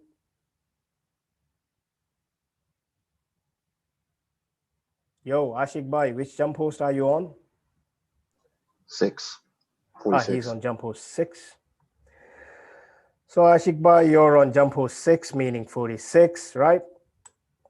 Same password training. Once you are on this jump host, to access your router, please telnet 192.168.30.254. And Ashik Bhai, which? Space not colon. You are, sorry. What is Ashik's router? 20? 2020, right? There you go, Ashik Bhai. That's how you go into. Please do not enter the initial configuration mode, all right? And that's how you access your router. There you go, right? There's nothing there. I might do no logging console so that nothing bothers me. There you go, Ashik Bhai. Your router is ready, right? And similarly, those people who are on jump host 45, username password is training. On router 45, let me take Mahmudur Rahman is router 14. So it's telnet 192.168.30.254.20. You are what? Router 14. 2014. There you go. Oh, sorry, you were already configuring stuffs. There you go, everyone. That's how you access your routers, okay? And then follow the lab guide and let's finish it, okay? So the command is full telnet, this IP address, not colon, space, space, space. All right, for this, we will give you, Dave will have to leave, but I'll give you 30 minutes to finish this lab. After 30 minutes, I'll start bothering you guys, okay? Shahidul Kaisar, you have raised your hand. What do you want to do? Shahidul Kaisar? Yes? What do you want to say?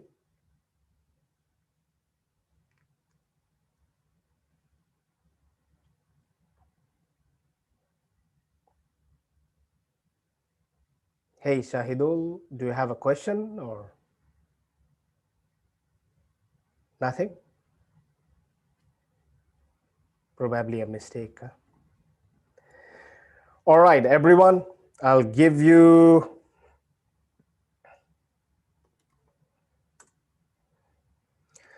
let me give you 30 minutes. I might actually pick a YouTube one so that it gives me that timer. Countdown timer, I'll give you 30 minutes.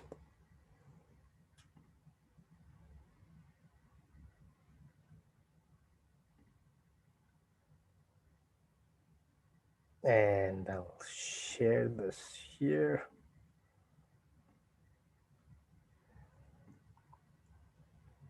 There you go, 30 minutes, and I'll come back.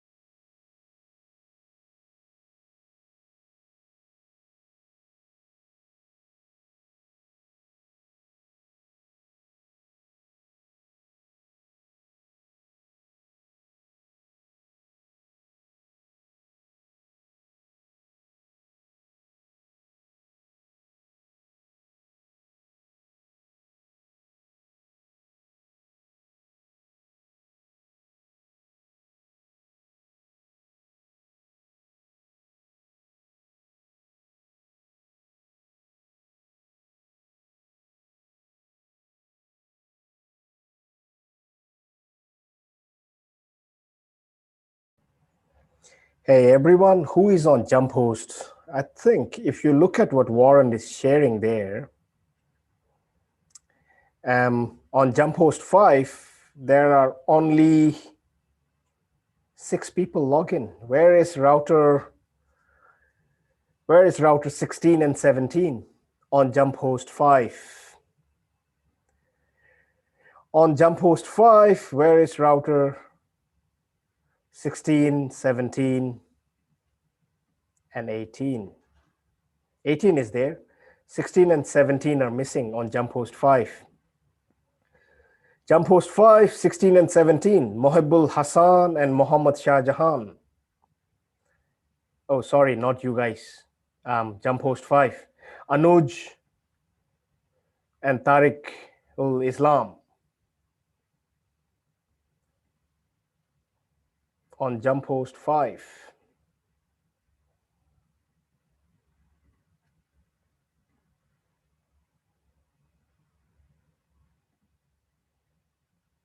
Hello.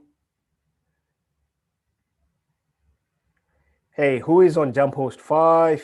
Someone is missing. Router 15 and 16.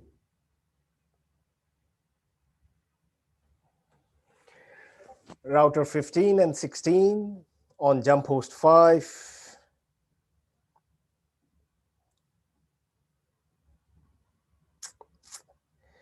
Hey, router 15 and 16 on jump host 5. Anuj and Tariq ul Islam.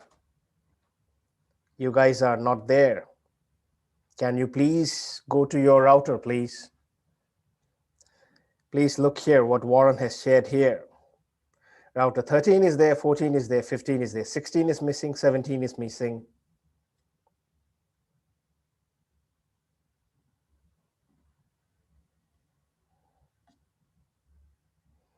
Anuj, okay, if you have internet issues, you could have told us because somebody will be looking for a partner there.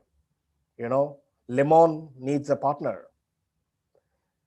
Okay, Anuj, so you can't do the lab, is it? Can you please confirm whether you can do the lab or not?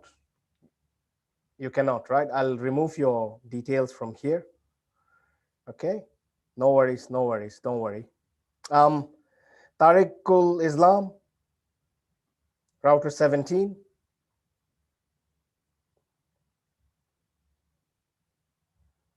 Router 17 on jump host 5, Tariq ul Islam. Are you there?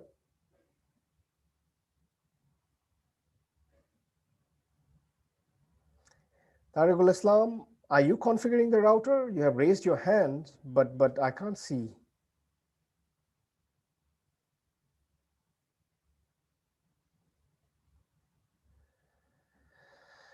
Oh boy. Go ahead, Tariq. What's the problem? Tariq, I have given you the permission to speak. Can you let us know if you will configure the router or not? Sorry, no, because No? I am busy in another work. Hey, Tariq, so you'll not configure, is it? Yes. Okay, cool. So, Lemon, hey, Lemon, can you hear me?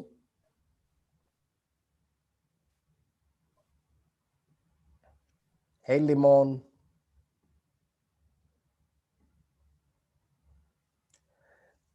Lemon Mia on jump host 5. Lemon, can you also configure router 16 since there is no friend for you?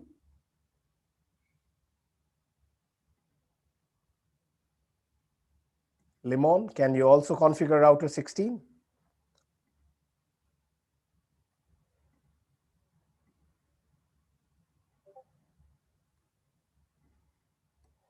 Lemon, I'll assign you router 16. Mehdi Hassan, can you configure router 17 also?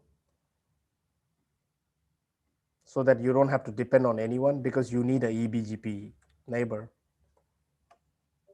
Okay, good. Lemon, thanks. Mehdi Hassan, thank you.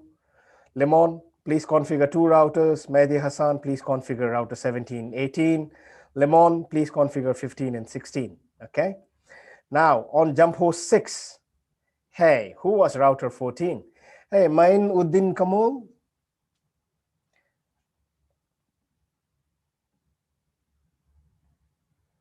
Can you configure router 13 and 14?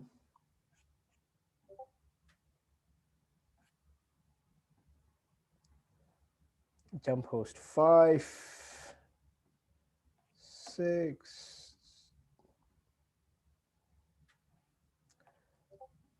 Okay, Lemon.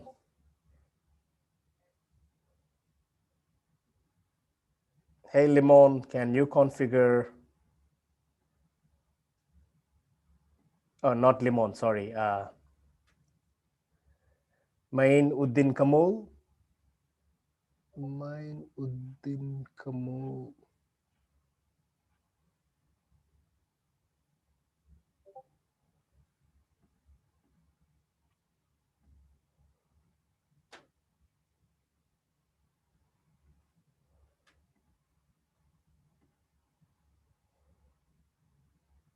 Aha.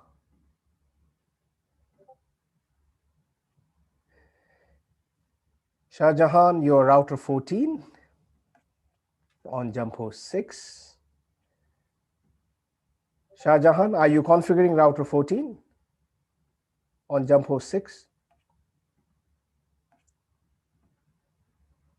Okay, thank you. So Shah Jahan, please put your name there on router 14. So Shah Jahan, you're configuring 2 routers, right? Router 14 and router 17.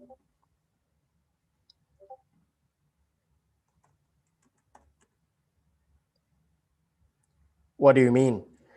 But please look at the Google document, Shah Jahan, here, please. Shah Jahan, your name is here. I just took your name here.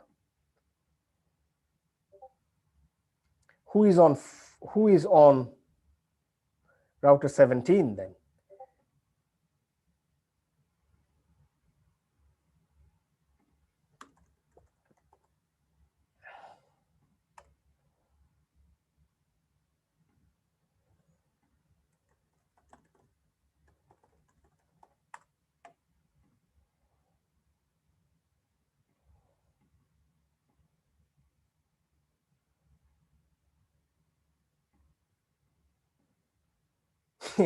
Yes and no. All right, folks, while you are configuring this, Zubair Bhai has shared a survey link for people to do. Please take the survey, and also there is a survey for our tutorial also here on the wiki page. I'll share the link with you all.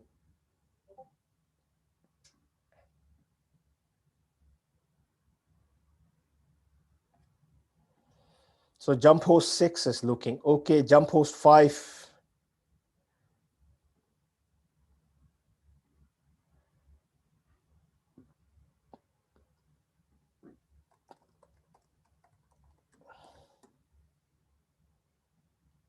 Jump host 5, router 14. Jump host 5, router 14, Mahmoud Rahman.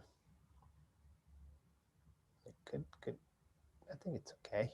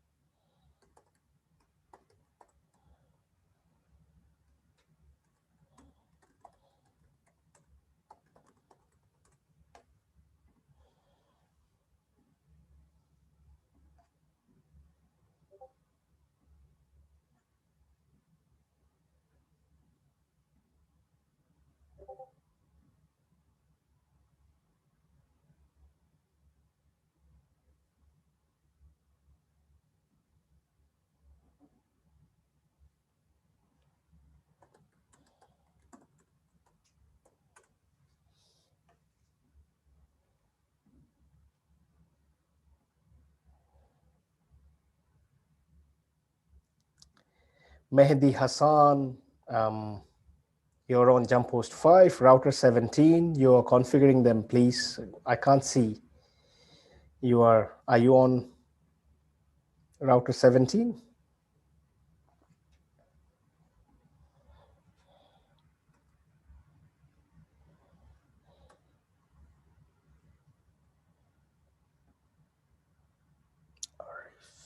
Rahman.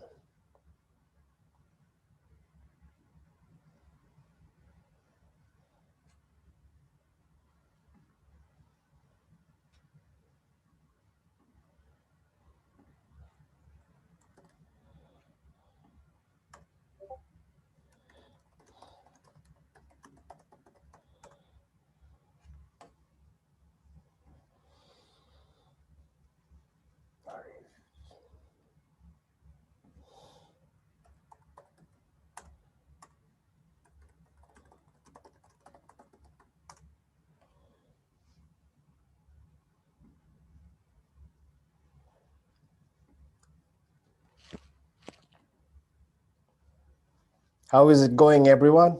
All okay?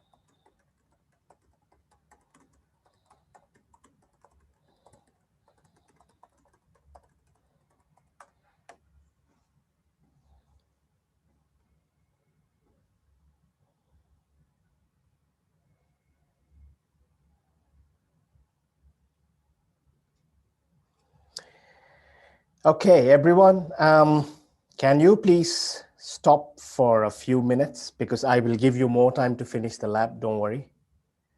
Can everyone just stop for a few minutes before I forget? I will share a survey link with you all on the Zoom chat. Can you please give 2 or 3 minutes, just finish the survey quickly? I've shared the survey on the Zoom chat. Can everyone please give me 1 or 2 minutes, just quickly run through, but please be very honest. Don't worry, we will not lose our job, but we need this feedback for future tutorials to help improve the content. Can everyone please stop? Because I will give you unlimited time for the router part. We can keep the labs running throughout the night for you to finish also. But can everyone please quickly take the survey? It's on the Zoom chat. And let me know once you have finished the survey.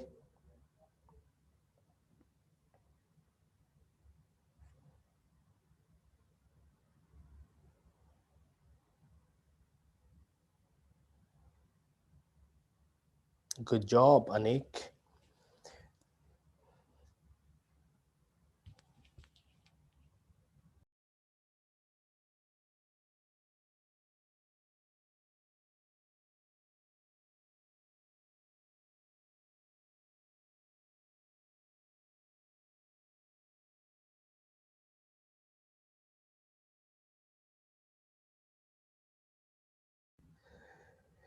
Please spare 1 or 2 minutes, do the survey, and then let me know.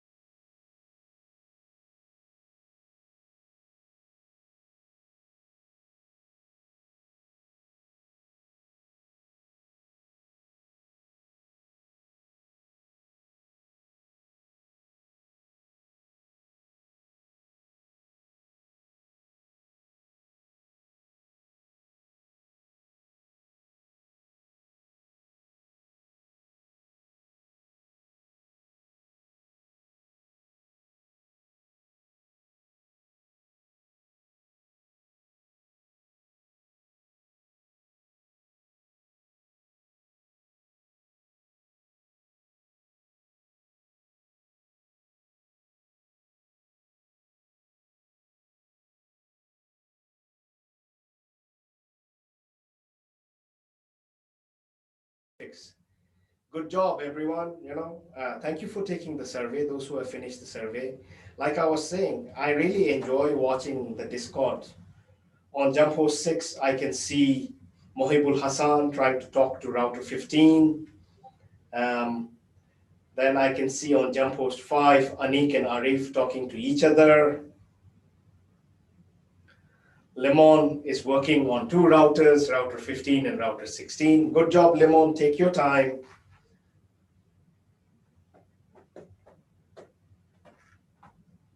But what you guys should see as you're doing this lab is, hey, it is so easy to hijack anyone's prefix, right? You don't need a deadly BGP knowledge to do damage, right? Even if you know enough, you can hijack. If you don't like your competition, you can actually start announcing their prefix in BGP. More specific, if your competitor is announcing a /19, you can leak out a /20 of their prefix, right? Mohibul Hassan. Thanks, Mohibul, for taking the survey. So you can announce your competitor's prefix, and any traffic that was supposed to go to them can come to you. You can black hole those traffic, right? Anyone can do damage using BGP. But if you create ROAs for them, then they can't do it, right? Anything they do will be seen as invalid, all right?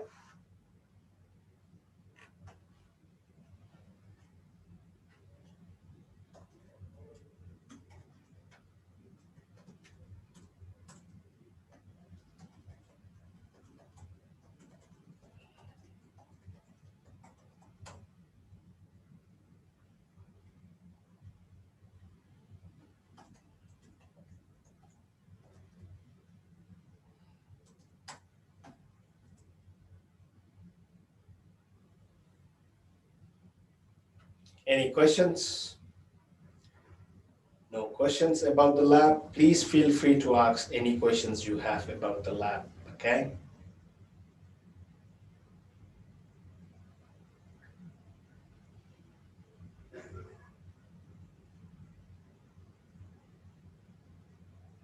Do we have questions in the Google document? No questions here? Mhm.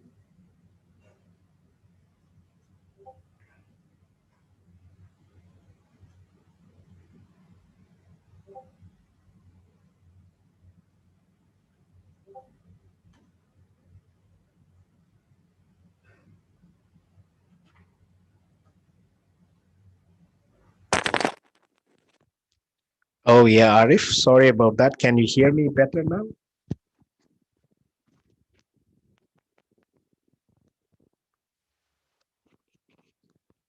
Yeah, okay. Sorry about that. The mic was sitting on the table. Lemon, do you want me to check your on jump host 5? Let me check. I can only check one router, just a sec. 168.30.254.201. Lemon, you were doing 15 and 16.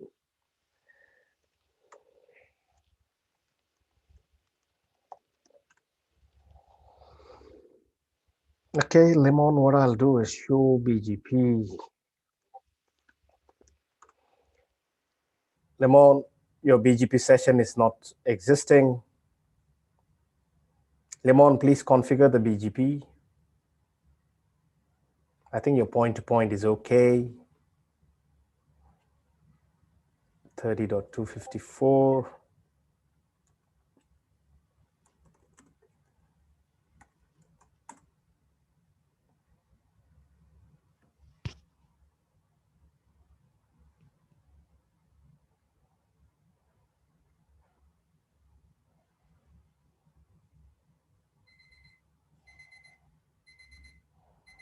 That is the timer.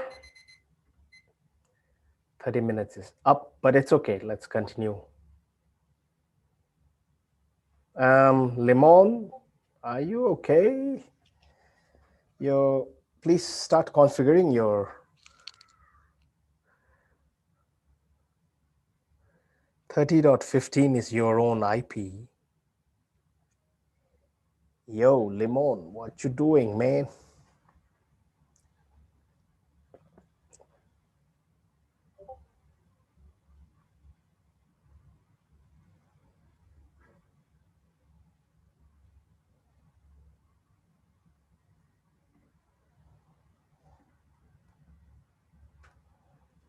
Sure.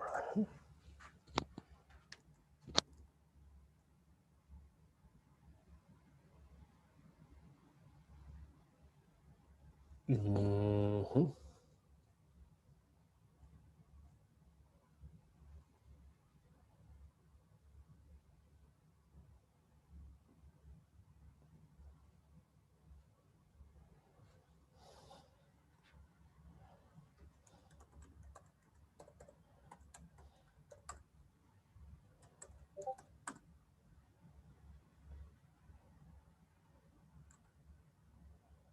Okay.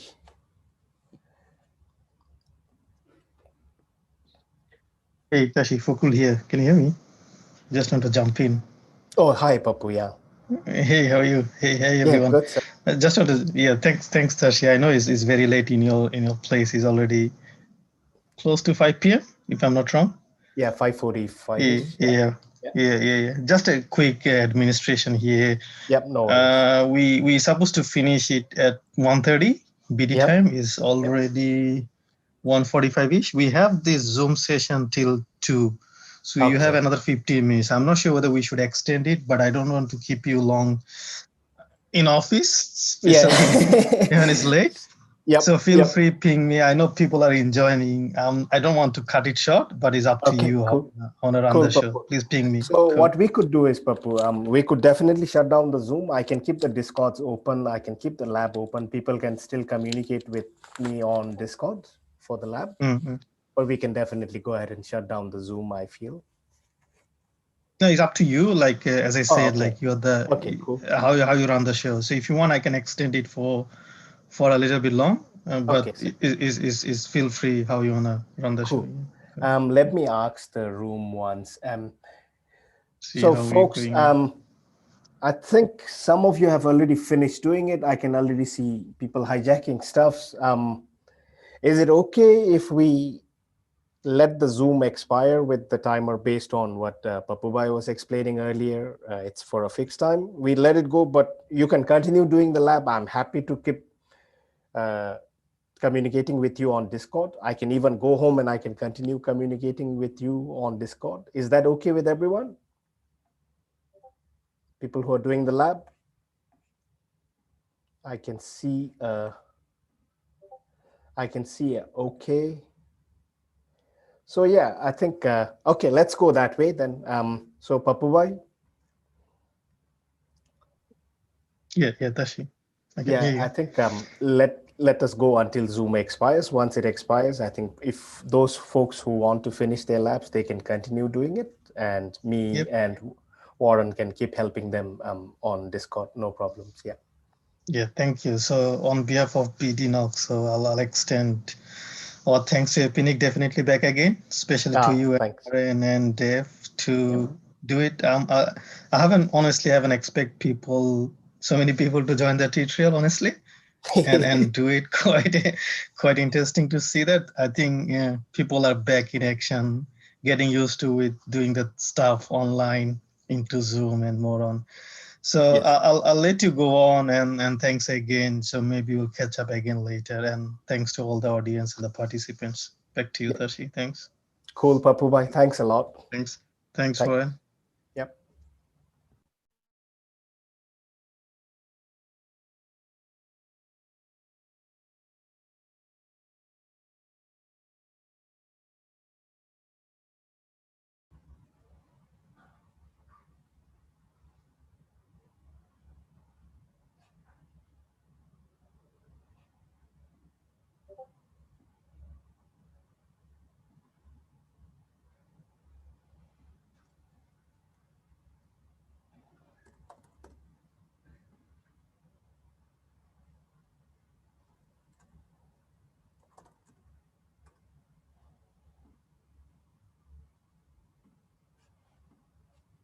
Okay, who is router 13 on jump host?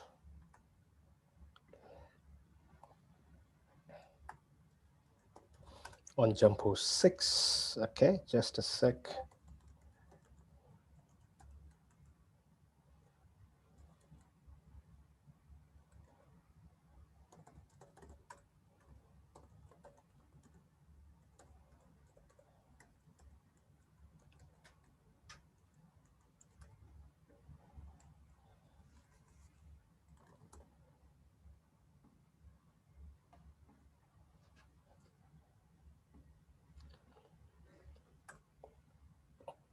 Let me just do show BGP IPv4 unicast. Hey.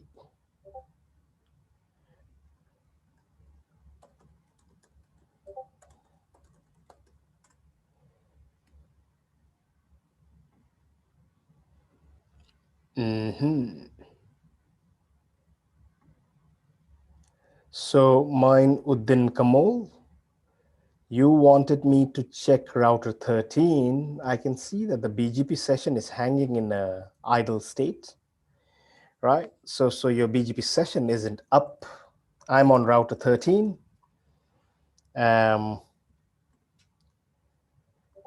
Router 13 and router 14, I think something is wrong. .2. Hey, your point-to-point IP is not up.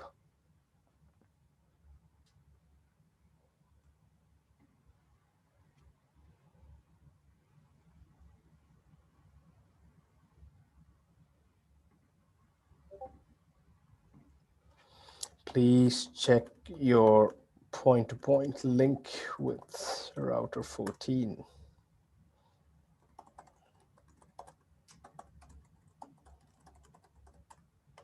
All right, on jump host 5.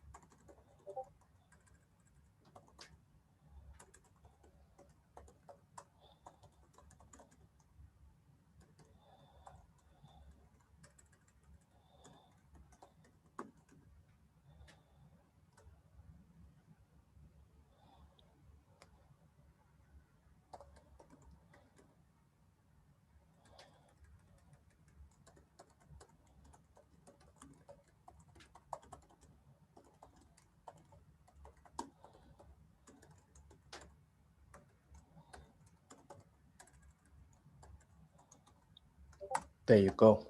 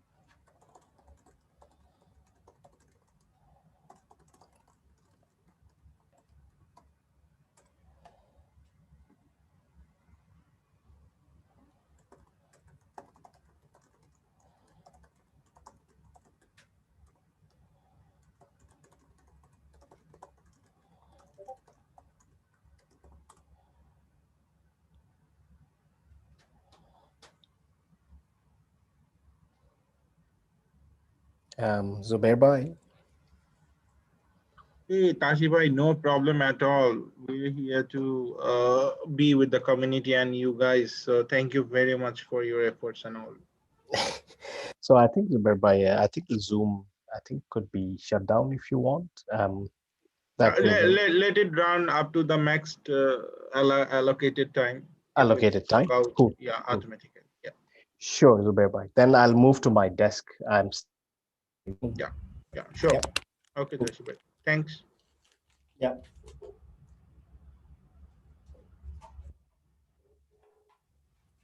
So guys who are still working with the lab, be engaged with the Discord channel. Tashifai will be there to help you and carry out the lab until you finish.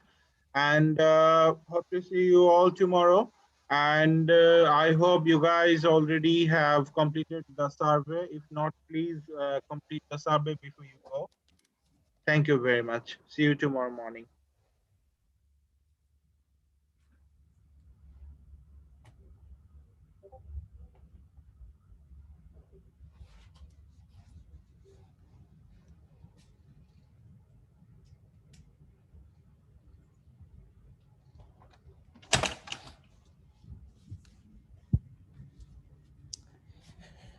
All right, let us talk.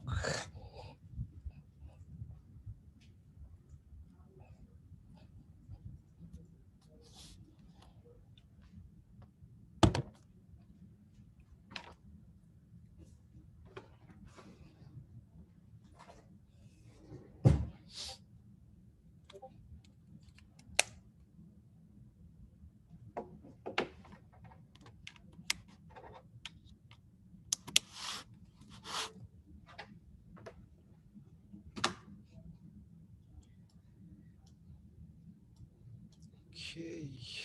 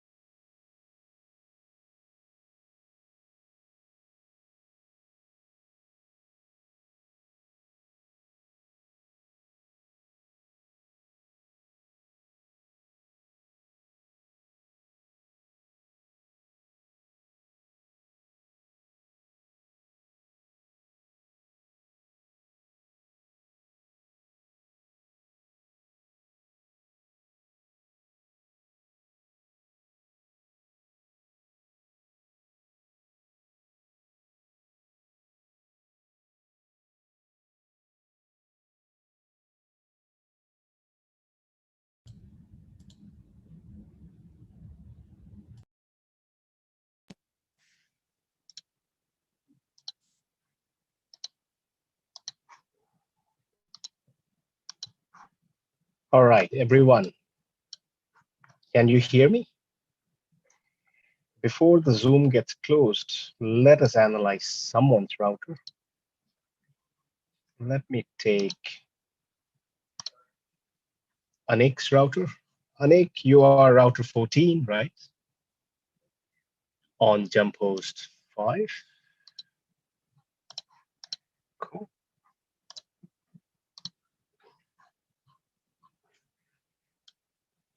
So let's have a look at router 14. Okay, this is on jump host 5, router 14. If you look at the basic configs, should be pretty straightforward. Yeah. Right, pretty straightforward, very basic configs, right? You have set up the RTR session with that server on this port, refresh rate of 5 minutes, and you're setting up BGP session with your neighbor, which is router 13, right? And according to the address plan, your router 14, so your IP address, actual valid IP address prefix is 249.0/24. You're trying to hijack someone's route, announce it. Hey, what is this? This is for your not found routes, right? Cool. I can see you have a pull-up route for the 49 for the hijacked route, and a pull-up route for your, I guess you're trying to do a special use prefix, preferably for an unknown state, right? So with that, let's see what we are receiving. First, make sure your session is all up and good. Then let's see what we have. So please watch here, right? So your name, router 14, look at this. First thing, this route is a locally originated route, yes? So the fact that it's a locally originated route means it will always be seen as valid, okay? Please remember this. Remember when I was talking about Telstra's route hijack issue last week, right? So initial assumption before Telstra's blog, I was assuming that, hey, even if they originated those routes in their core router, somewhere in the core of the back in their network, right? Advertising that from the border routers should not have seen it as valid, but turns out they were originating that on the border routers and also advertised from the border router. So it would have looked something like this. Anything that you originate locally will always be seen as valid. Please remember this, okay? This is your own prefix. Now, your neighbor, who is router 13, is trying to announce this route. Now I'm looking at your BGP table, okay? This is your BGP table.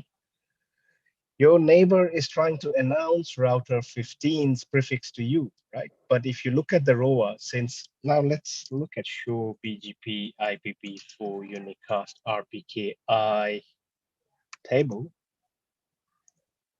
Yeah. RPKI table, and let me look at 61.45.250.0. There you go, right?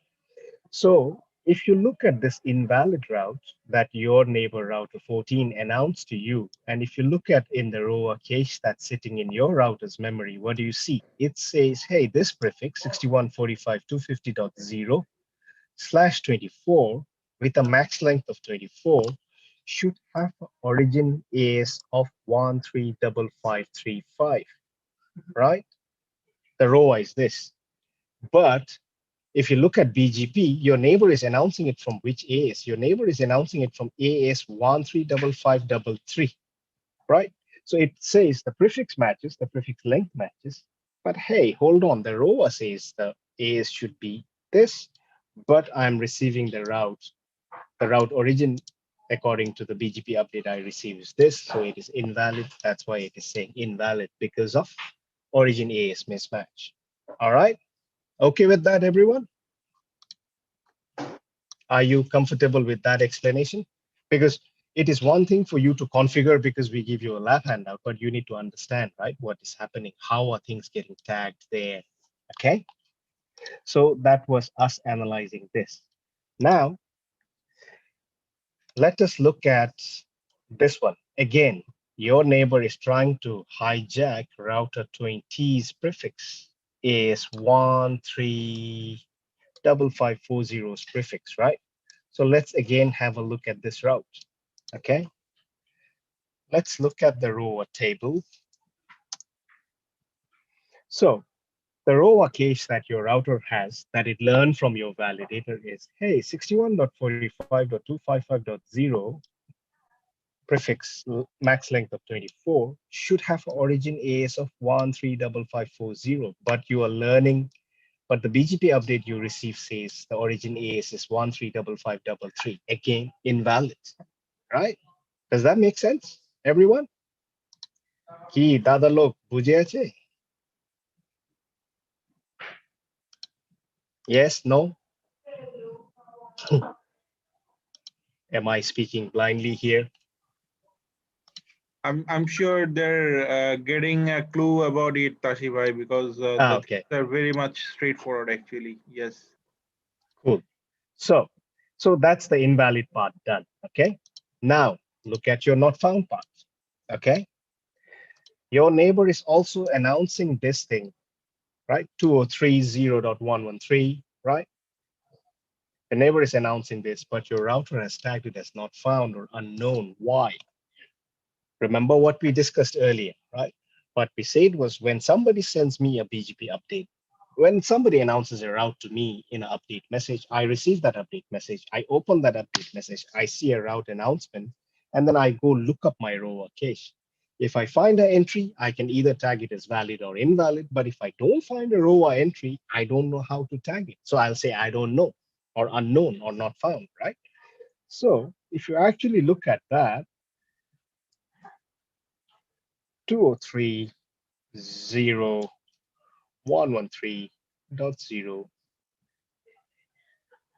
No, there is no entry there. All right. So there is no ROA cache. Okay. You could also actually go the very long way of looking for it, but confidently saying, since this is a special use address, right? There wouldn't be any ROAs at the moment created for this, right? So you would generally find them as unknown or not found. Basically, that's what 70% of the internet currently is, right? Not found. Okay. So that's pretty much the analysis that we wanted you to do. All right. So configuration is one thing, but all we wanted you to do was first announce a genuine prefix. Your neighbor should see it as valid. Try to hijack someone's route, announce it across. Your neighbor should see it as invalid. But why is it invalid? Because in this case, it's the origin AS that is invalid. And then when your neighbor announces you a route for which there is no ROA, it gets tagged as not found. Pretty much that's it, right? So that is the validation part. Once the validation part is done, right? Once the validation part is done, hey, what's with my typing? Once the validation part is done, how do you want to consume this? That is totally up to you, right? Whether you want to play with preference values or whether you want to drop invalids or not is totally up to you, okay? So with that, so that's a quick analysis of what we are trying to do with this RPKI lab.